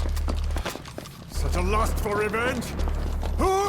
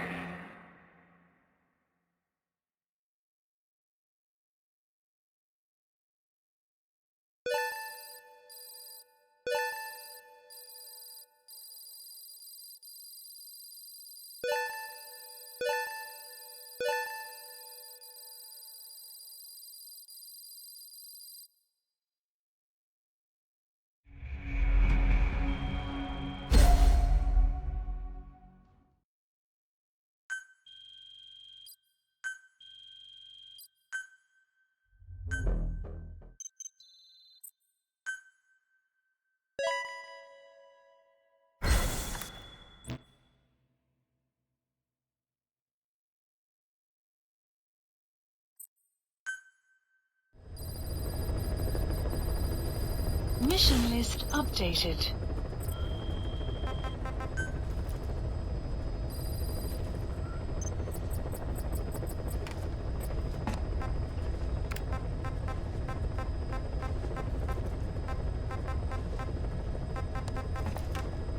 Select unit. Staff dismissed. Staff assigned.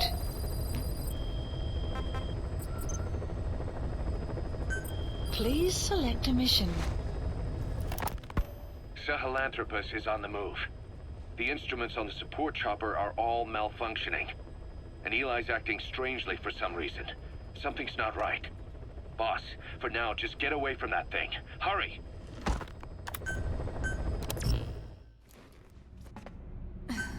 Deploying.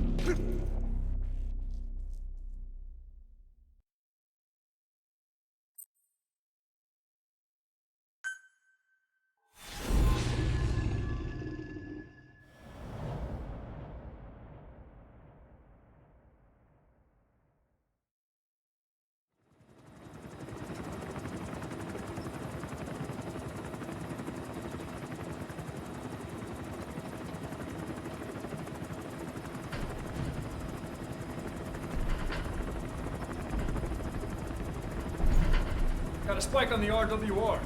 Strange PRF. What's wrong? Control lost. Can't maintain RPM. We're settling.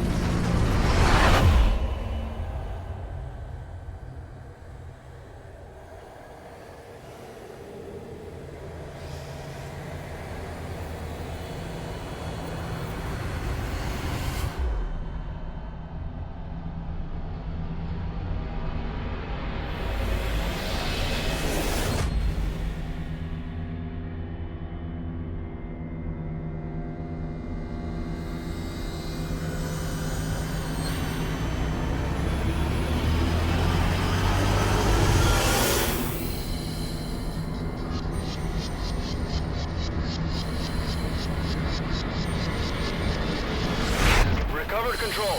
Ascending. Hey, Snake. There's something wrong with Eli.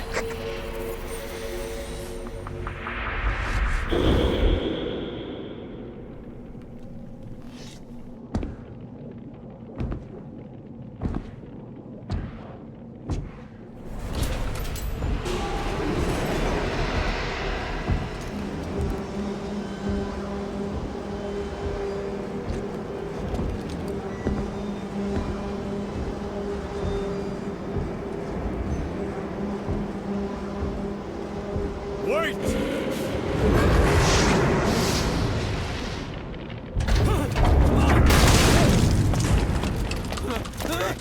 Who is doing this? Such a lust for revenge? Who?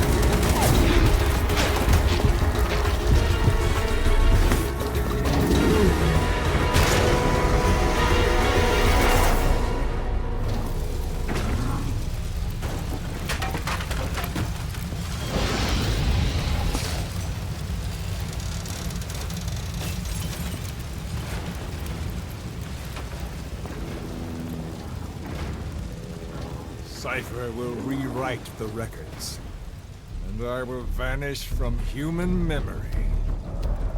But the thirst for revenge that I have planted will infest the system. No one can stop it now.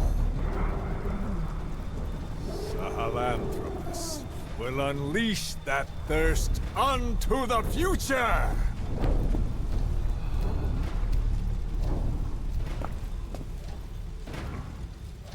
Major... I'm burning up!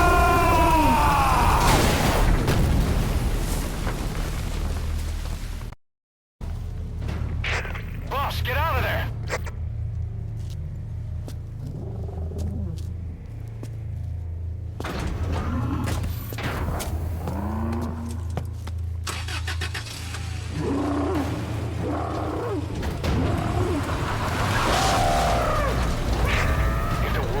Out about Sahelanthropus, Skullface will have won. His plans will become reality. He won't even need to use nukes. That thing's mere existence would be enough to enslave humanity to the fear of nuclear Armageddon. It would tear the world apart.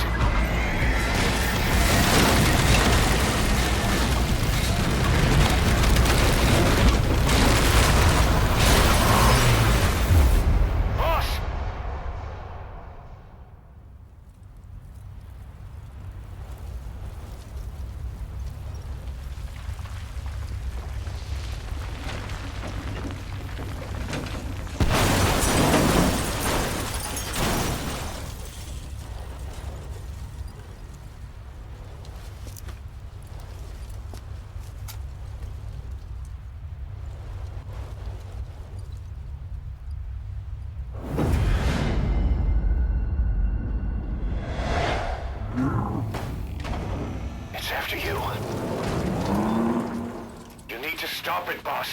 Destroy Sahelanthropus.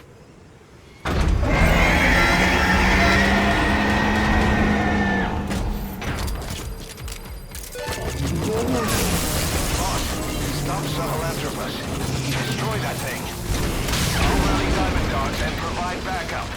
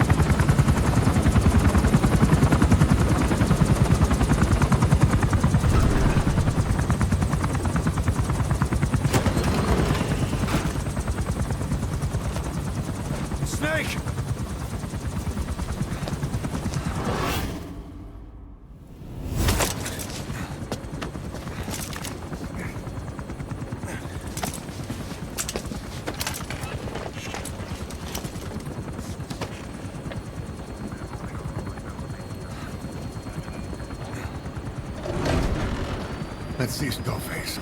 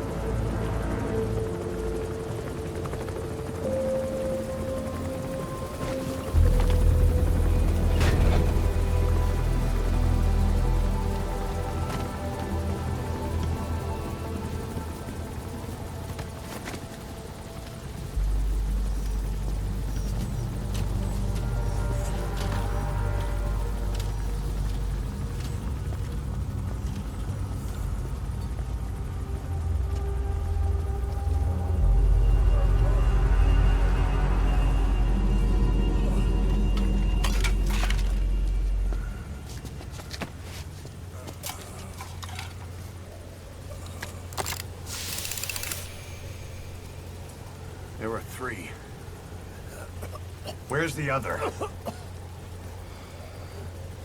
Very close to you.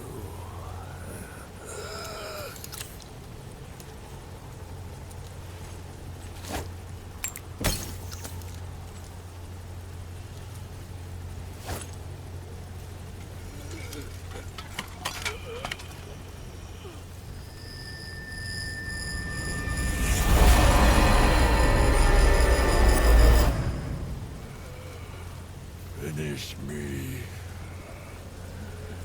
Kill me.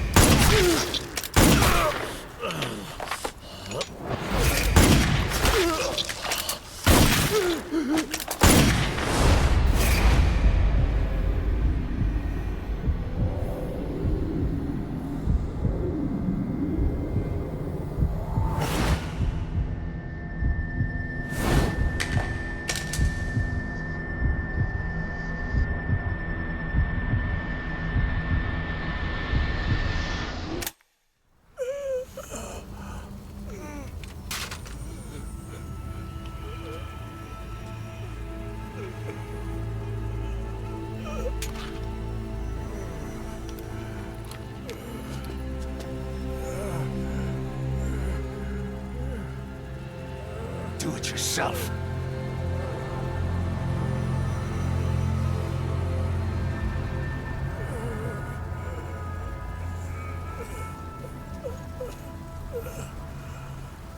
Mission complete, boss.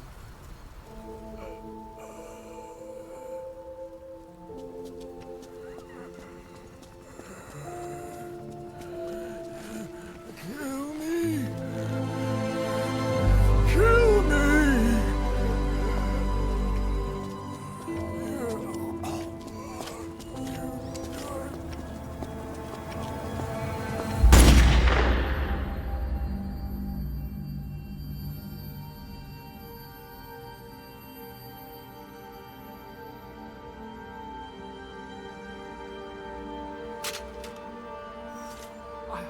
I did it! Revenge!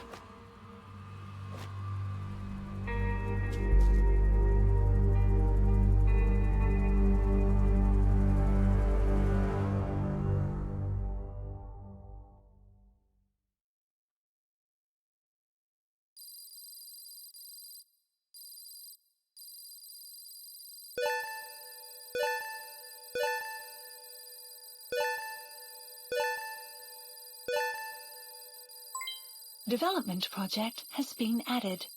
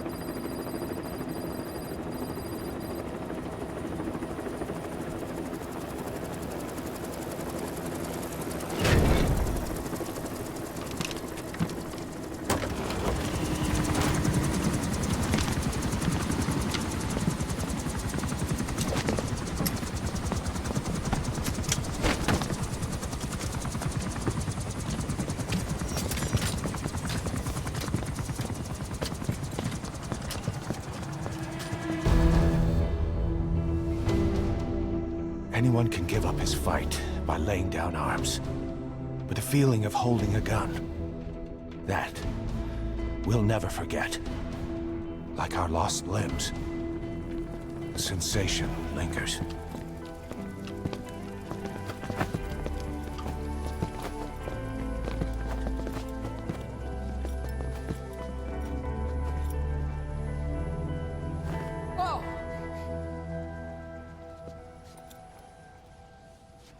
Here she comes! Here she comes!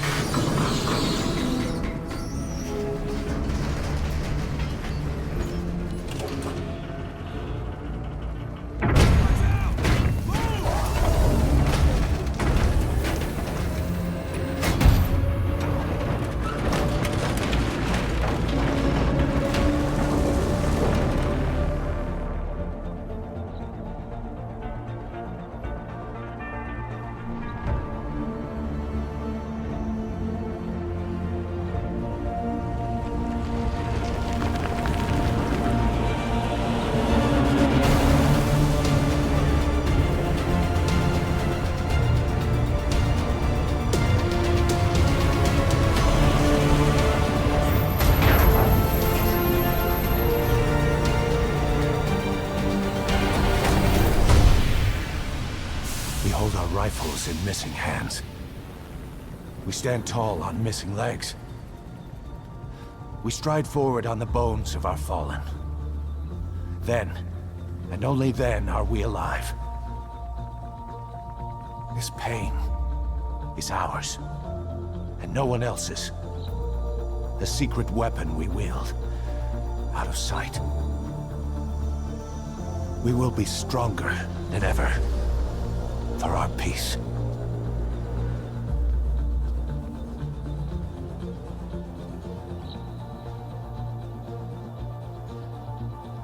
Sahelanthropus will unleash that thirst unto the future. Those were his last words. Kaz. Pretentious to the end. Still, doesn't feel like this is over. And I'll never be whole again.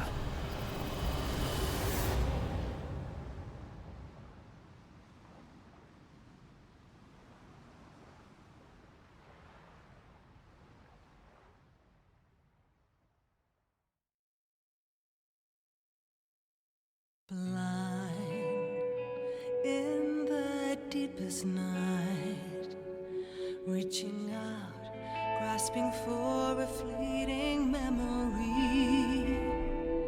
All the thoughts keep piercing this broken mind. I fall, but I'm still standing, motionless.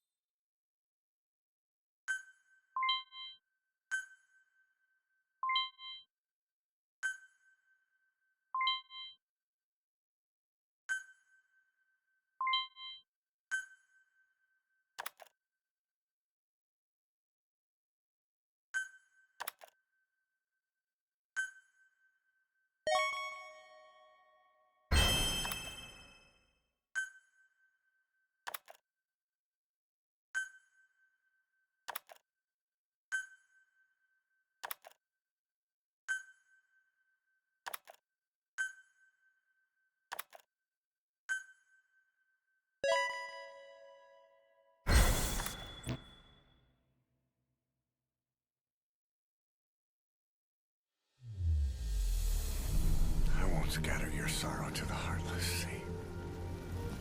I won't see you end as ashes. You're all diamonds. This man acted as accomplice to the attack on Mother Base. Why are you here? Revenge against the boss. I'm not like you! I think it is time you knew. I'll go alone. Boss, what are you... We can't afford to lose anyone else. What if she's a spy? What if I'm a spy? Or you? Kill her! What should we do, boss? Just give the order. You were right. He is not one of us. Boss. Snake?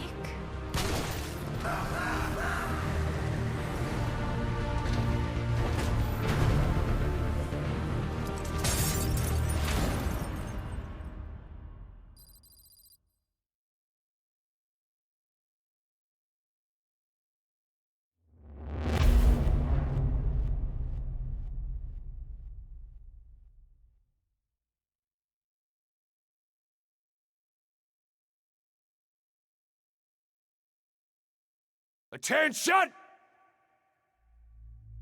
Diamond Dogs! Even with Skullface dead, our brothers are unavenged. And the phantom pain he brought us lives on. Cypher is still out there. We know they've planted spies, parasites among us. Watch the man to your left, to your right. Assume nothing. Report everything. It's the only way to protect ourselves. From here on out,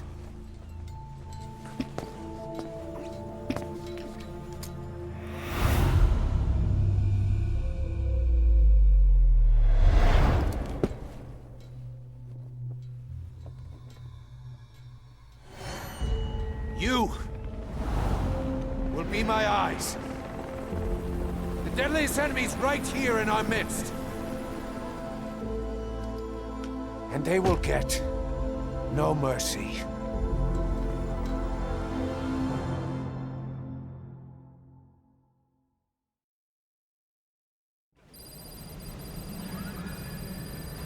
Even with Skullface dead, our pain is still right with us.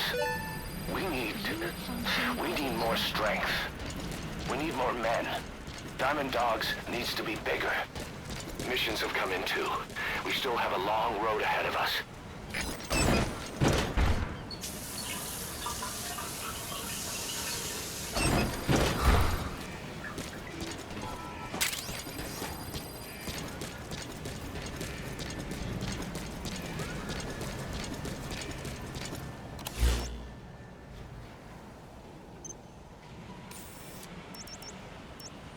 Marker placed.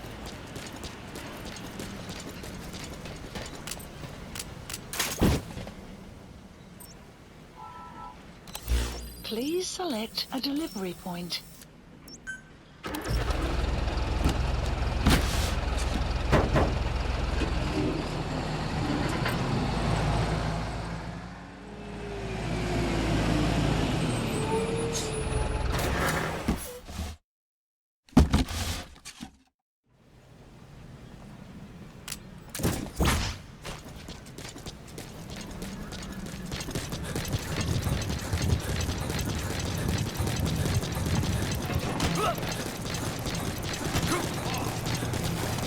Sign will set shortly.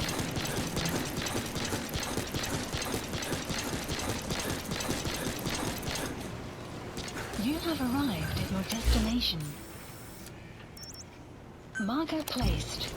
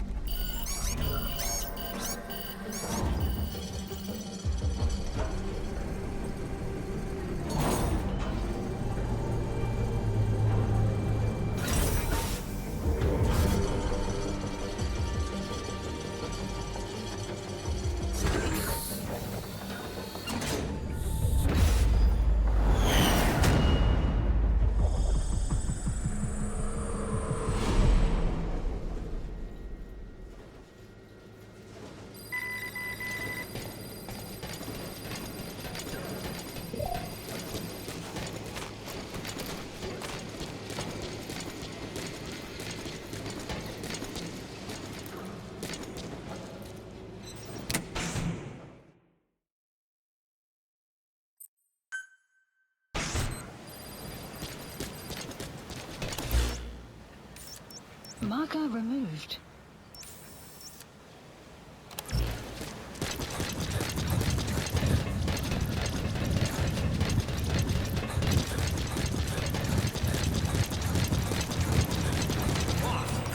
Welcome home.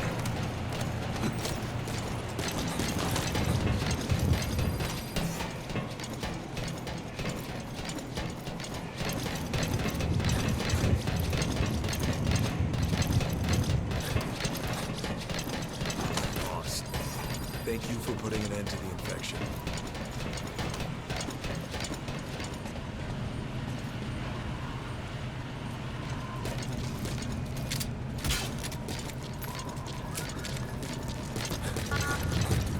Boss, let it talk.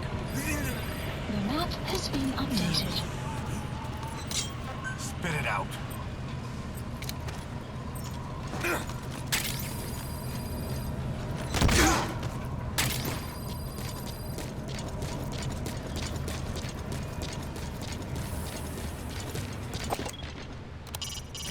We're having Code Talker continue his parasite research.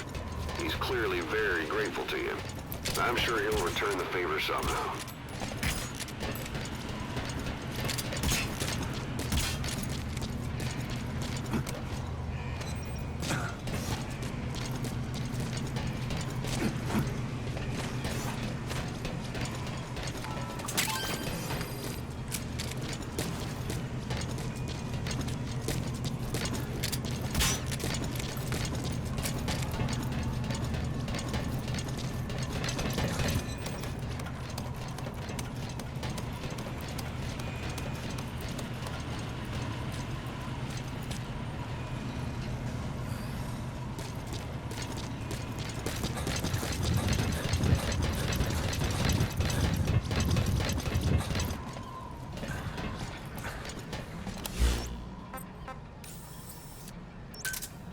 Roger.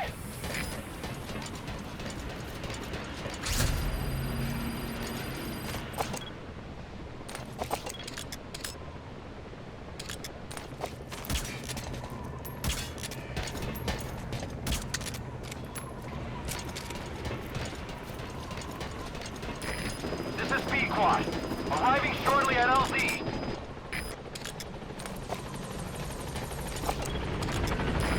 This is B-Quad. On station at LZ.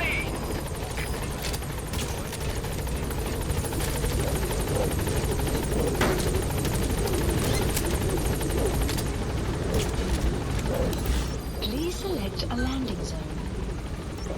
Landing zone confirmed. Gaining altitude. Extraction arrived at Mother Base.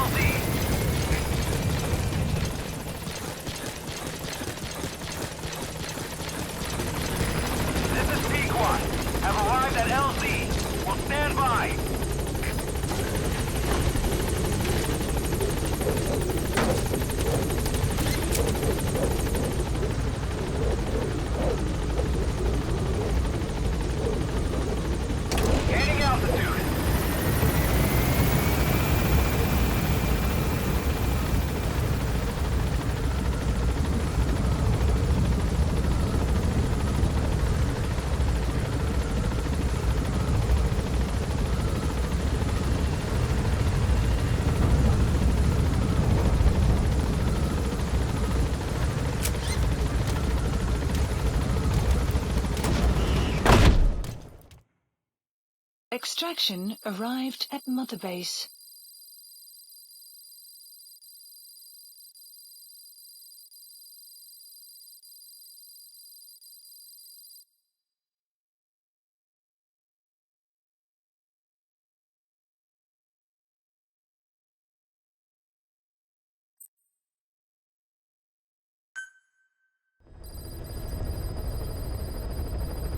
Even with Skullface dead, our pain is still right with us. We need more strength. We need more men. Diamond Dogs needs to be bigger. Missions have come in too. We still have a long road ahead of us.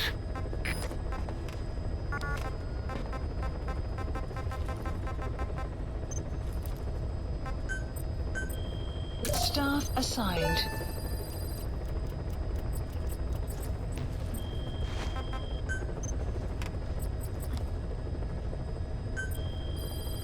Please specify a project.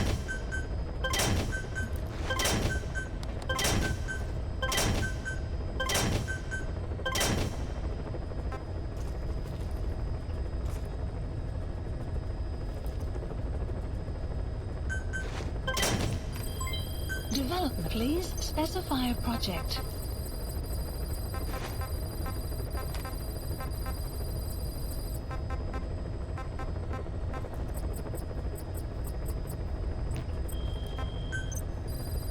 Please specify a project. Development. Please specify a project. Please specify a project.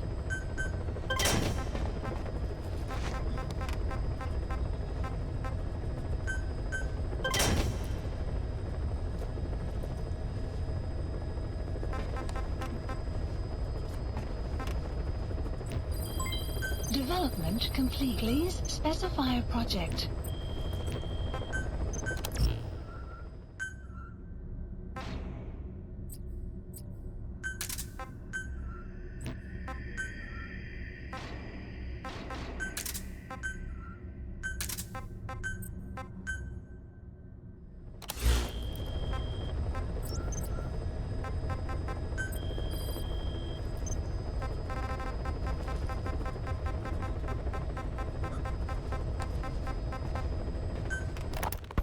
About the pathogen spreading through Mother Base. You've seen everything we've got on the outbreak. What's your opinion?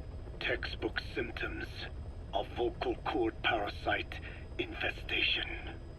And judging from this casualty list, it is the Kikongo strain, meaning a breed of parasite that triggers symptoms upon detecting pronunciation specific to Kikongo. So our Kikongo-speaking staff are at risk? Quite so. He's right. All the victims do speak Kikongo. So they can survive if they just use another language? There is no guarantee. You're only dealing with the Kikongo strain. Other language strains may be present. You well know he was teaching them languages from all over the world. The Devil's House. Nzoya Badia Bulu. There is no way to know how many strains he has at his disposal. So how do we keep them from becoming symptomatic? You mentioned using microbes. Use this. A type of Wolbachia. Introduced to a sample of the parasite. Wolbachia? A parasitic bacteria that colonizes the parasites, turning male to female and preventing copulation. You must cultivate more. What have you done with the infected bodies? Cremated to stop the spread of infection, but we did keep a few for study. Good. Take this sample, grind it to a pulp, and introduce it to the larvae now nesting in the dead. The Wolbachia will multiply rapidly within those larvae. They're soldiers, not some petri dish. Conventional cultivation methods will take too long. Extract the Wolbachia from those larvae and vaccinate your men. Kikongo speakers first. This is the fastest, surest way.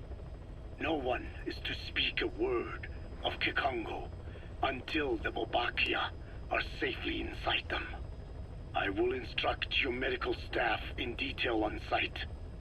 You have the appropriate facilities. Yes, but do not worry. I made a pact with your Bit de Holone on the honor of the Dene. I speak no lies. keep an eye on him. Will do. Follow me. I'll take you to the medical team. Now, we must wait for the Wolbachia to multiply in the larvae. How is the disease transmitted? If it's carried by insects or rodents, then... There is no intermediate host. So... The vocal cord parasites lay their eggs in the larynx of the host. Most hatch and migrate to the lungs, but some are transported to the mouth through ciliary movement, mixing in with saliva. Saliva. Droplet transmission. Sneezing, coughing. Any food or water containing infected saliva. It would spread fast. Indeed. And when the larvae migrate to the lungs, symptoms can resemble the early stages of a cold, making it easy to infect others. Meaning a simple conversation would be enough to pass it on. All right, so what happens after the larvae migrate to the lungs? It is as I said before. They mature by feeding on alveolar tissue. It is only then that noticeable symptoms appear in the host. And by that point, it's too late. He's infected everyone else. It's one hell of a weapon you've created. That is what Blag Ana wanted. Something that would spread easily. In truth, he's not the reason. But we will discuss that another time. The Wolbachia have multiplied. We're preparing to extract them and begin vaccinating. But is this really the only way? Sure, it'll prevent infection, but the cost? You would rather remove their vocal cords? No. Tactical communication's a linchpin of what we do. What if we were to ban the use of Kikongo? Insufficient. First, there's no guarantee that only the Kikongo strain is here. Second, there is the matter of how the parasites lay their eggs. Before they can copulate, they must be exposed to the pronunciation of a specific language for a period of time, like a container filling with water. But the duration between when the container is full and when the copulation actually begins varies from case to case. In other words, even if the infected stop speaking as a countermeasure, it may already be too late. The only true solution is to prevent copulation through the Wolbachia, or by physically removing the affected tissue. Do any antiparasitics work? It sounds as though you have already tried. Yeah. We tried every one there is, and nothing. I have yet to find a medicine that can remove the parasites. At best, it temporarily covers their ears. Why is that? Because the parasites are companions to us. To remove them inevitably harms the host. Companions? More than you think. And this is why the human immune system cannot eliminate them. We've inoculated the staff with Wolbachia to keep them from becoming symptomatic. That should also contain the infection. How did this happen in the first place? It has to have been a Cypher spy within our ranks. If this is so, then why the Kikongo strain? If their intent was to wipe you out. Skullface said the remaining English parasite was close to the boss. If this latest strain was his doing, he wouldn't have tipped his hand. It is possible someone brought eggs onto the base without knowing. Stuck to their shoes clothing. Now, that makes the most sense to me. And where did the eggs come from? You mentioned that your boss visited Nzoya Badiopulu. Sure, but his gear's disinfected immediately upon return. Then he was not the carrier. And not just the boss. All staff dispatched to high-risk regions were quarantined on the flight back. When the symptoms first appeared, we checked and disinfected all equipment used up to that point. Any and all prisoners, soldiers, materials, and animals extracted during missions were also quarantined. So, that just leaves... I have seen children around here. Where are they from? All over. Some were being held hostage at a mine. Then there were the troublemakers at Bwala Yamasa. Bwala Yamasa? Yeah. Their clothes, their things. Did you burn them? They're just kids. We couldn't. And besides, not one of them's shown symptoms. The parasites don't infect prepubescent hosts. Their vocal cords are not fully developed. Well, if infection doesn't occur in children... It is possible they carried eggs on their clothes, and the infection spread from them. Check the kid's stuff. I doubt there is any trace left by now. But if there is, some of those kids must be close to hitting puberty. How could we have missed this? The name Bwala Yamasa got quite a reaction from you. I'm guessing the Kikongo strain was released in that village. Cypher used that region to experiment with vocal cord parasite transmission. The Kikongo strain. The settlements around the refinery upstream of Bwala Yamasa were the proving grounds. They would infect one villager, then record transmission speed. Dangerous work. If they failed to contain the infection, it would slip into the surrounding regions. At which point the world found out about the parasites, making them useless as a weapon. Incredible they'd risk such a thing. The test site was densely populated too. A terrible place for such experiments. No doubt, they thought burning everything would wipe away all traces. The settlements were covered in oil anyway. Who would wonder if one day they caught fire? And so it did. They burned it all, living and dead. Those remains. But they miscalculated. Transmission speed was far faster than anticipated. It may have been the temperature, or hygiene standards, or perhaps the parasites reacted quickly to Kikongo. Whatever the reason, nearly all villages were swiftly infected, and the settlements reduced to mounds of corpses. Making matters worse, the dry season was ending. When it came time to burn the village, the Moneni River had swelled. Many of the bodies were waterlogged. Meaning they didn't burn completely. The corpses still contained viable eggs, and the larvae washed downstream. And when the people downstream drank that water... That marked the end for Bwala Yamasa. I learned all of this at the mansion. I warned him of the risk of eggs getting out. And? We are prepared for any eventuality. I get it.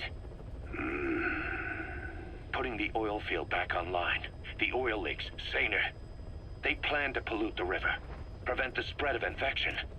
But the oil flow was stopped, and downstream the people of Masa Village started using the water again.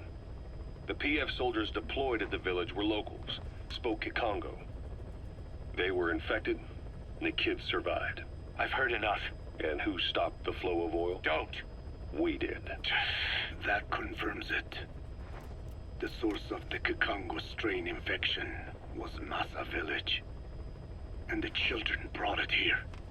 It is no one's fault. There is no blame to be cast. The parasites. They were tested in other regions? Their physiology requires that they be tested under varied conditions. Another test site was in Afghanistan. So it was the parasites there. Both the Pashto and Tajik languages are spoken in the mountains of Afghanistan, and population density is low.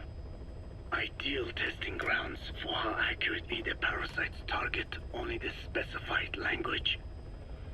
It is also relatively easy to prevent the spread of infection. And the results? The first test, I am told, was a success. Once the Pashtun Mujahideen were infected with the Pashto strain, they were all but wiped out. The Hamid fighters at Smasei Fort. It was doubly successful. No Tajik Mujahideen or Soviet soldiers became symptomatic. So the parasites proved to be effective. What about the second test? Also supposedly a success. A Pashtun village was the target. However, the original aim was to obtain samples of the infected. In this, they failed. And the village? The Soviets enacted a standard scorched earth operation. That must have been the village where Malak lived, before being held captive at La Marjate Palace. Having had more time to think on it, the details shared with me may have been false. They are madmen who would do anything to cover up the truth.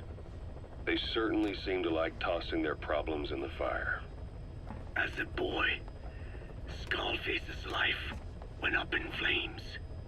Perhaps that is what fuels his fixation with fire. Your Wolbachia stopped the infection all right, but I still don't get it.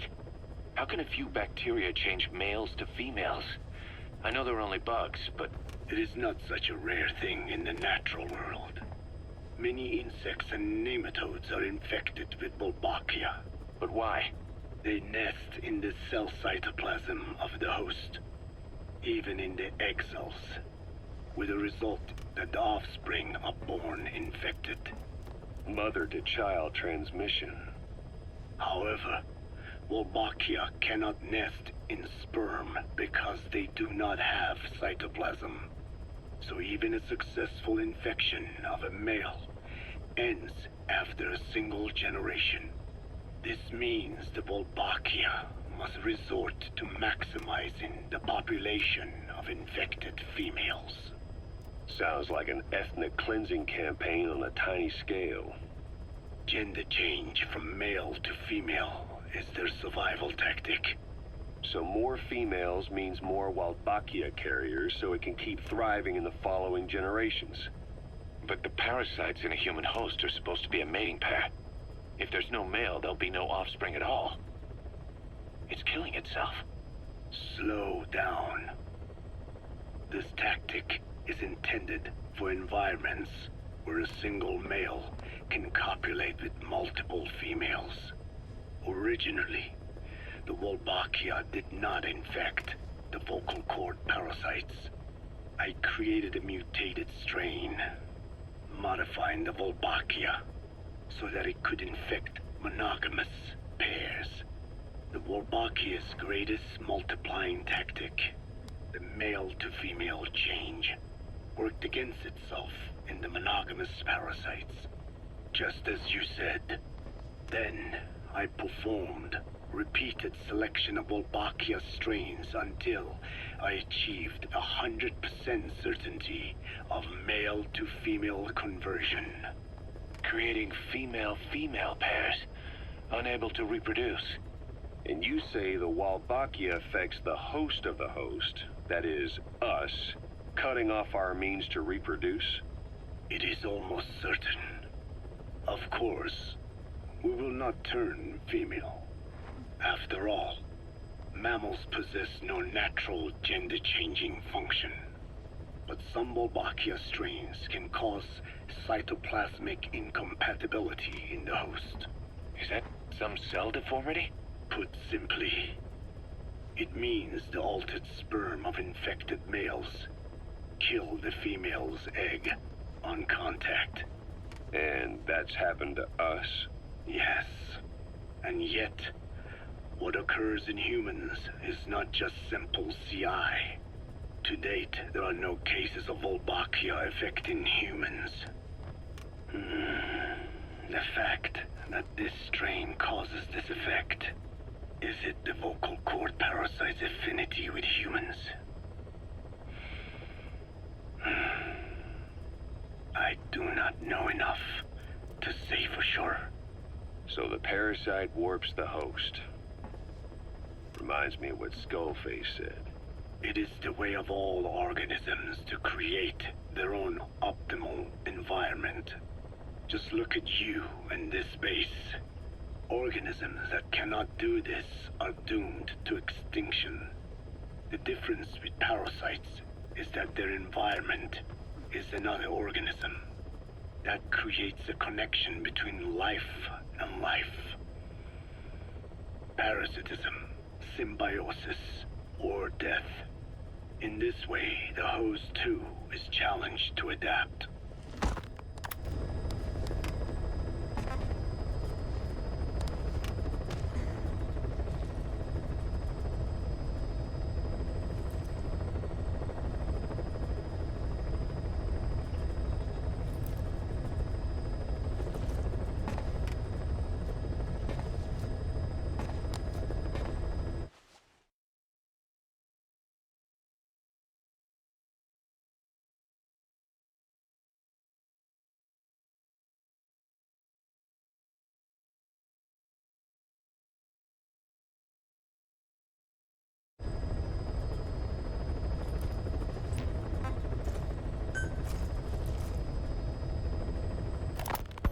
About this OKB-0 Emmerich was talking about. Its location and features match the citadel in the mountains northeast of the Soviet base camp. Built during the time of Alexander the Great, it was left in ruins following one of Genghis Khan's campaigns. Its occupants changed time and again due to war, and it was expanded on more than one occasion. Ultimately, it fell into the hands of the Soviet philosophers. The Soviet army was using it as the headquarters of its Afghan invasion force. But it would seem that Skullface's connections with the philosophers gave him license to develop Sahelanthropus there. And that's what Emmerich was doing at the place, before he got the axe. But OKB is a designation the Soviets use for weapon design bureaus. There's no way they'd have one of those in Afghanistan. And, in principle, the numbers that follow OKB are always integers above 1. There is no 0. Perhaps this was a secret facility of the Soviet and Chinese philosophers dating back prior to World War II. Though it's more likely Skullface just picked a fake name that more or less fit the Soviets' pattern. He doesn't go there often, but he sure as hell won't miss this. They use the heliport on top of the tower for his visits. Start by heading for the heliport.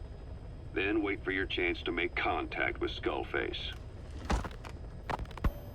It seems Sahelanthropus's armor is made from depleted uranium. That offers some serious protection. The US military is planning on using it for its main battle tanks, too. Maybe that's where Emmerich got the technology. Uranium? They're using nuclear fuel for armor now? No. What they use for nuclear fuel is uranium-235, which is extracted from natural uranium. Depleted uranium is a byproduct of that process. Sort of like the leftovers, I guess. The garbage. Uranium-235 makes up 0.72% of natural uranium, whereas depleted uranium contains only 0.2%. What are the benefits of using it for armor? It's a pretty short list. Uranium's a heavy metal, like lead, meaning it can hold a greater amount of kinetic energy. But it also boasts a hardness closer to tungsten. That makes it an ideal material to use for, say, armor-piercing ammunition penetrators. But it's not the best choice for armor. Its volume is less than that of ceramics, but for an equal weight, you could end up with less protection. So why use it then? According to Emmerich, it came down to him being unable to source ceramics technology from a manufacturer. Plus, given that it's an upright walking vehicle, he wanted to reduce the bulk of certain areas. Despite all that, depleted uranium still makes for some tough armor, and Emmerich says it's been proven in live fire tests. It stops most Soviet tank shells.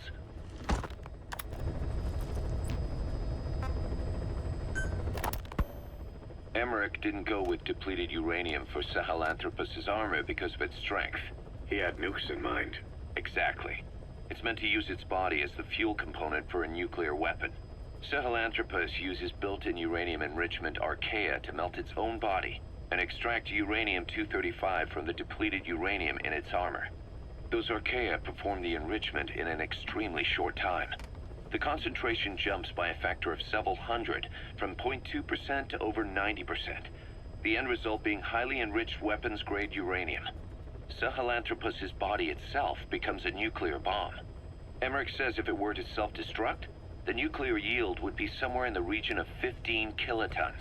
Since you need about 50 kilograms of highly enriched uranium to trigger a nuclear reaction, that would mean Sahelanthropus contains something like 23 tons of depleted uranium. That's not very much. No, it isn't. That's about what you'd expect to find in a main battle tank's armor. The point is, it can be transported anywhere, even use its conventional weaponry on the battlefield, and the international community will never suspect a thing.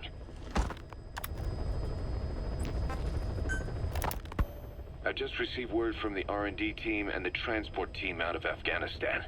They finished installing Sahelanthropus on the base. It's ours now. All right. Don't let any of the staff touch that thing. Especially Emmerich. Of course. That guy's crush on Sahelanthropus is beyond a joke. Guess he really wants to see his tech stand on its own two legs this time. That's not gonna happen. I know it. So you've got no plans to make it operational again? Damn right. Boss, I want to hear it straight from you. Hear what? What the hell do you want with that thing? The drive is busted. It's not like it has a nuke on board. Even if the metallic archaea could turn it into a nuclear weapon, all it can do is self-destruct. Sahelanthropus just isn't a weapon anymore. It'll draw unwanted attention without even being a deterrent. I know. The weapon's development strut sank 2 feet under that thing's weight. That's 1 year's drop in a single night. We've started on reinforcing the strut, but there's no guarantee it'll hold up if a storm hits. I know that too. Boss, why keep it? It's a mark. Us Diamond Dogs, we don't have a country to call home. That means we have no past, nothing to prove that we lived. Every one of us threw it all away when we came here. Sahelanthropus is a symbol to show that the likes of us brought at least one crisis to its end. A mark in history. So we can't just fade away. It's of no practical use to us. But we still need it. A symbol of what we've done. I'm glad I sounded you out on this. Snake, on behalf of all of us, I want to thank you. I don't need gratitude. I need security. Keep Emmerich away from that thing. Roger that. Code Talker, what are the metallic archaea? Volcanic craters spewing sulfur. Water hot enough to boil your skin off. Ocean depths of 800 plus atmospheres. Wastelands radioactive enough to kill you where you stand. There are groups of organisms that survive despite. No, because of living in such environments. I've heard about them. Extremo something. Extremophiles.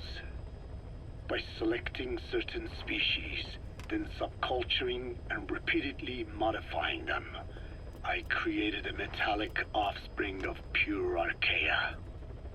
They subsist on metals rather than organic matter. And some of them even consume uranium? Yes. Uranium enrichment archaea metabolize only uranium-235. As a result, they produce weapons-grade enriched uranium. How is that possible? Consider how plants fractionate carbon isotopes when they conduct photosynthesis. Nature possesses abilities beyond our imagination. So it was archaea that brought down your chopper? Corrosive archaea, yes. They oxidize metals, feeding off the energy in the electrons they receive.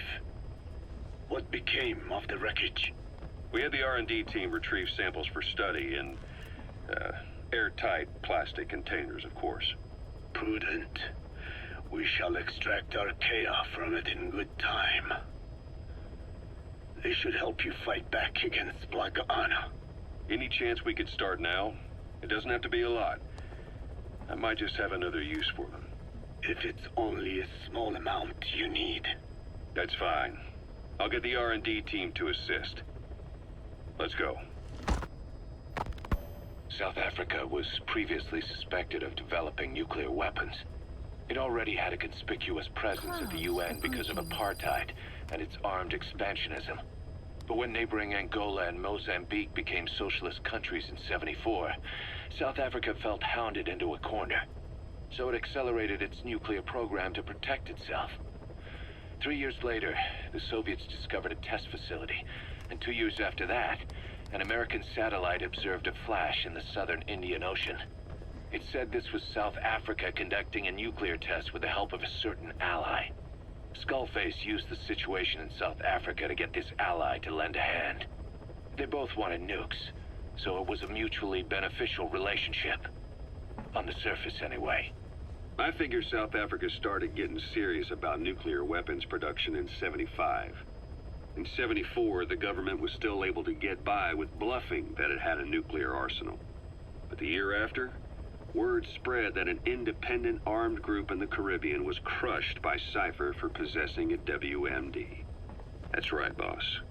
What happened to you and your men was the reason South Africa decided to push ahead with nuclear development. A force independent of any country getting its hands on a nuke. That was a threat to the existence of countries everywhere. Caution. It wasn't just South Africa. Your presence pushed a lot of countries to get nukes. The world was scared of you. You were a threat to more than just the Cold War. If nations are gears in a machine, you had the power to smash them loose and watch the whole world grind to a halt.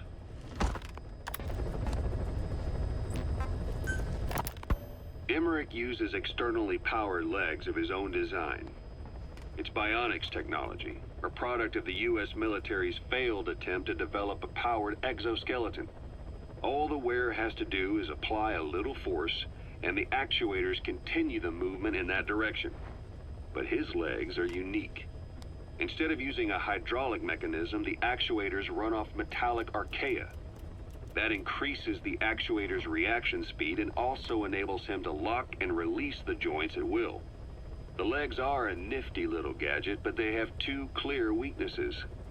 First, they're dependent on external power, maybe because he built them knowing he couldn't leave his lab. There's no internal battery. That's why they won't work if they aren't plugged in. Second, and this is more than just a weakness, the legs are directly connected to his bones. Could be to minimize signal loss and the order's output to the legs and the drive response from them. Either way, Emmerich has used bolts to attach load-bearing parts directly to his femurs, probably by mimicking surgical treatment for compound fractures and the like. But the end result is those legs and his body are fused together, and that appears to be how he's able to move them so precisely. But that also means that any shock to the legs would be delivered right to his bones by way of those bolts. The same is true if he encounters the corrosive metallic archaea. If the corrosive archaea ate into the exposed bolts, they'd reach the endoskeleton parts and eat through them too in the blink of an eye. The doctor's bones are full of holes to accommodate all the bolts. They're like sponges. If he were to lose the reinforcing parts, even the tiniest bit of force or weight would snap his bones. So when I dangled those corrosive metallic archaea in front of him, he realized straight away what would happen. Life wouldn't be worth living if he lost those legs of his. I'd bet that is what the doctor fears the most. I just helped him imagine what it would be like. Thanks to that, I got the information we needed without either of us getting hurt. You know how he is. He's probably already over the shock. The better you know your adversary, the easier it is for you to get information from them. And vice versa. You said that the nukes Skullface was trying to spread around the world were equipped with a failsafe. Something that could shut them down at will. His will. Quite so. After all, he needed a guarantee that a buyer wouldn't simply turn the weapons back on him. So how can they be stopped? The criticality trigger, that is, the detonator, is a complete black box design. Any attempt to dismantle it causes it to melt in seconds, using the corroding archaea. The design ensures that no detonation is possible unless it disengages the lock. So he had a way to disengage it remotely. Precisely. The client simply presses a button. At that moment, the detonator begins transmission with a surveillance satellite. The satellite reports to him how the client is trying to use the nuke. If he does not object, the lock is disengaged. But if it's a risk to him in any way... The detonator melts down. The same is true if detonation does not occur within a preset time after the lock is disengaged.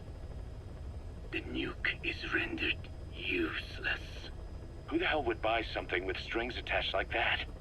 The client would never know until the moment they actually tried to use it.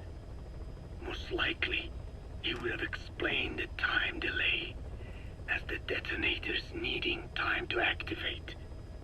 And he only intended to sell to technologically primitive groups in the first place. Let me guess. He'd claim it was defective and offer a replacement. Shadier than a used car salesman. Skullface shakes your hand like a friend, using the other to control you like a puppet. This is how he works.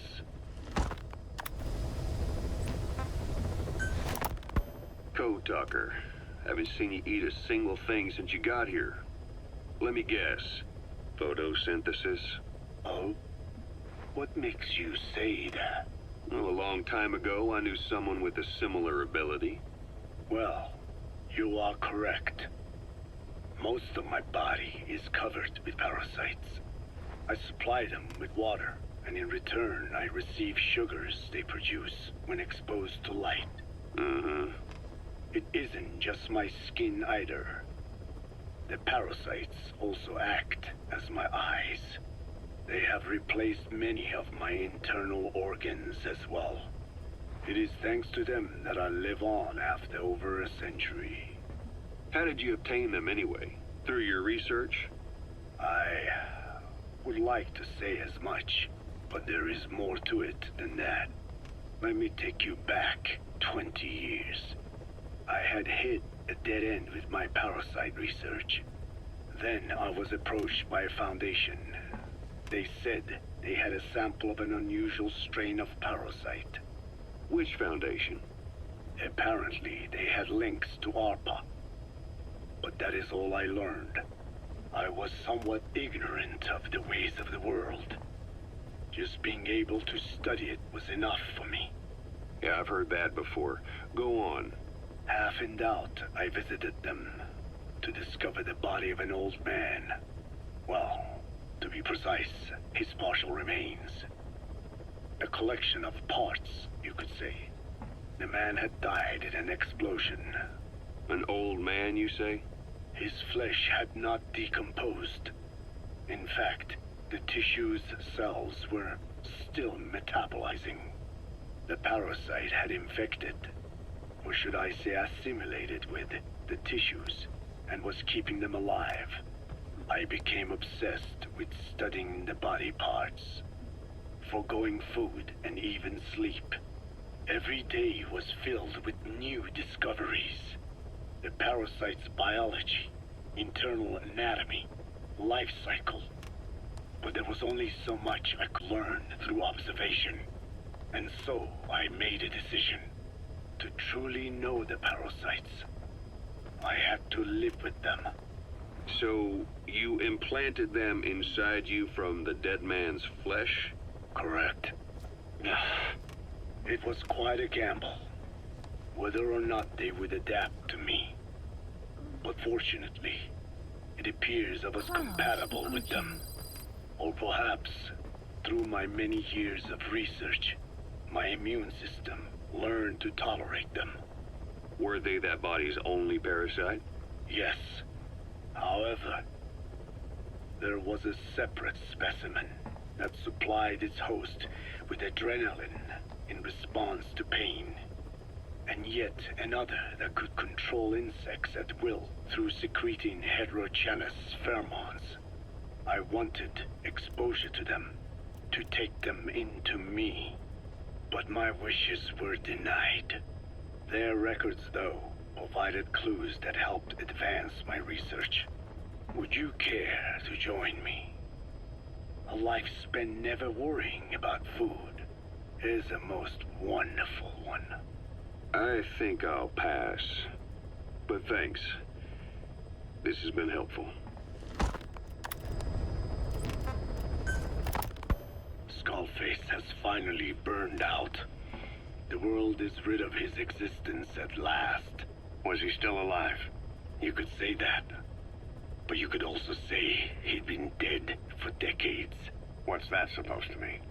Biologically speaking, it's hard to say how much was his life. Side effects from the treatment? No. The primary effect. Keeping a dying host alive as long as possible. That is the whole point. But in the end, he grew too dependent on his children. As if he had any other way to keep on living. He first underwent parasite therapy before the Soviet Union became his home. His body was horribly burned. Fire washed across his thin young frame and stole his skin and his throat, even his lungs. Only through repeated therapies could the parasites keep him alive. Most of his life became something the parasites gave to him. And then he lost the ability to die. That is correct. The parasites live on past the host's death, still aiding cell composition. At that stage, there is no way to extract them from the host cells. There is no way of knowing when the last cell of Skullface's body would die. The only choice was to burn the whole thing. And his children, along with it. And I am one to talk. When my life is snuffed out, I expect you to treat my body the same way. And when I burn, I will truly be one with my children for the first time. You say there were 3 English vocal parasites. According to Skullface, yeah. Skullface had 2 of the English strain with him. You burned both of them. There was an oil fire. I tossed him in. So that just leaves 1. And you tell me Skullface said he used it. He said it was very close to me. Very close. One of your comrades. Or someone ordered to kill you. Or he could have been speaking metaphorically. Metaphorically? Close to your spirit. Close to your heart. Someone who either loves you or despises you. The second one makes a long list. Whichever it is, act with caution. Skullface implanted someone with the English language strain. Who it is irrelevant. Why? I tell you what Skullface really meant. Very close to you means you will be exposed. All the infected here have been given the Wolbachia. Even if the vocal cord parasites infect them now, they cannot reproduce. But if there's a different host among us, host to the English strain. If that were the case, we'd see the symptoms. What about the non-English speakers? We have plenty of those, but the staff use English as a common language. But if that someone has not spoken English yet, and begins to speak it now, there'd be another outbreak. The final mating pair of the English strain must be found immediately. Skullface is gone, but his threat still remains on this base. Do you see what the final mating pair is? With him dead, those parasites are the stain he wished to leave upon the world. His thirst for vengeance. In their flesh. Think. Does anyone here bear a grudge against you? Who would target you, specifically? The ethnic cleansers that Code Talker mentioned, they weren't Skullface's true goal. All we have is circumstantial evidence, but here's my theory. It was Cypher who started developing the vocal cord parasites as bioweapons, parasitic weapons, and Africa was the testing ground for them. As Code Talker said, their purpose is the ethnic cleansing of only those who speak a particular language. So they could do a weapon of mass destruction to eradicate specific groups, races, ethnicities, or colonies by the language they speak. Or a kind of absolute language control. Or maybe a tool for those arrogant fools to build some misguided utopia. I could see plenty of uses for them. However, in practical terms, they wouldn't be as dangerous as you'd think. Counteracting the parasites is easy, after all. Cut them out of your throat to save your life, or just don't talk. That also prevents the infection from spreading. So if the international community were to find out about them, they'd no longer be the threat they were conceived to be. In which case, their targets would be limited to minority groups as a deterrent or a terrorist tool. It's hard to imagine Cypher developing something like that as a main weapon for their arsenal. That leads me to think we've only tugged on one little thread in Cypher's grand tapestry. An obscure corner of their work, possibly forgotten altogether. In any case, things changed. When Skullface was forced to relocate to Africa and he saw that thread dangling. All the time he continued that research, he was secretly following his own agenda. The ethnic liberator parasites. His English language strain. Skullface said there were only 3 samples of the English language strain parasite, and I think we can believe him. Bringing his ethnic liberator's plan to fruition depended on creating an English version of the vocal cord parasites at all costs. But an English strain would have been useless to Cypher. Worse, it could have destroyed everything they'd built. It was the one type they couldn't allow. That means Skullface was forced to develop his English strain out of sight of Cypher's network. Naturally, he couldn't use the greenhouse facility Cypher had set up and filled with guinea pigs. Skullface must have found some secret place to create his precious few English parasites, hiding all evidence like a man cheating on his wife. Somewhere, an entirely standalone environment. And when his plan entered its final phase, he must have made the place disappear. Some little room, could be anywhere, but now nowhere at all. We'll never know where he did it, but to elude Cypher's surveillance, it couldn't have been big. I believe Skullface was telling the truth.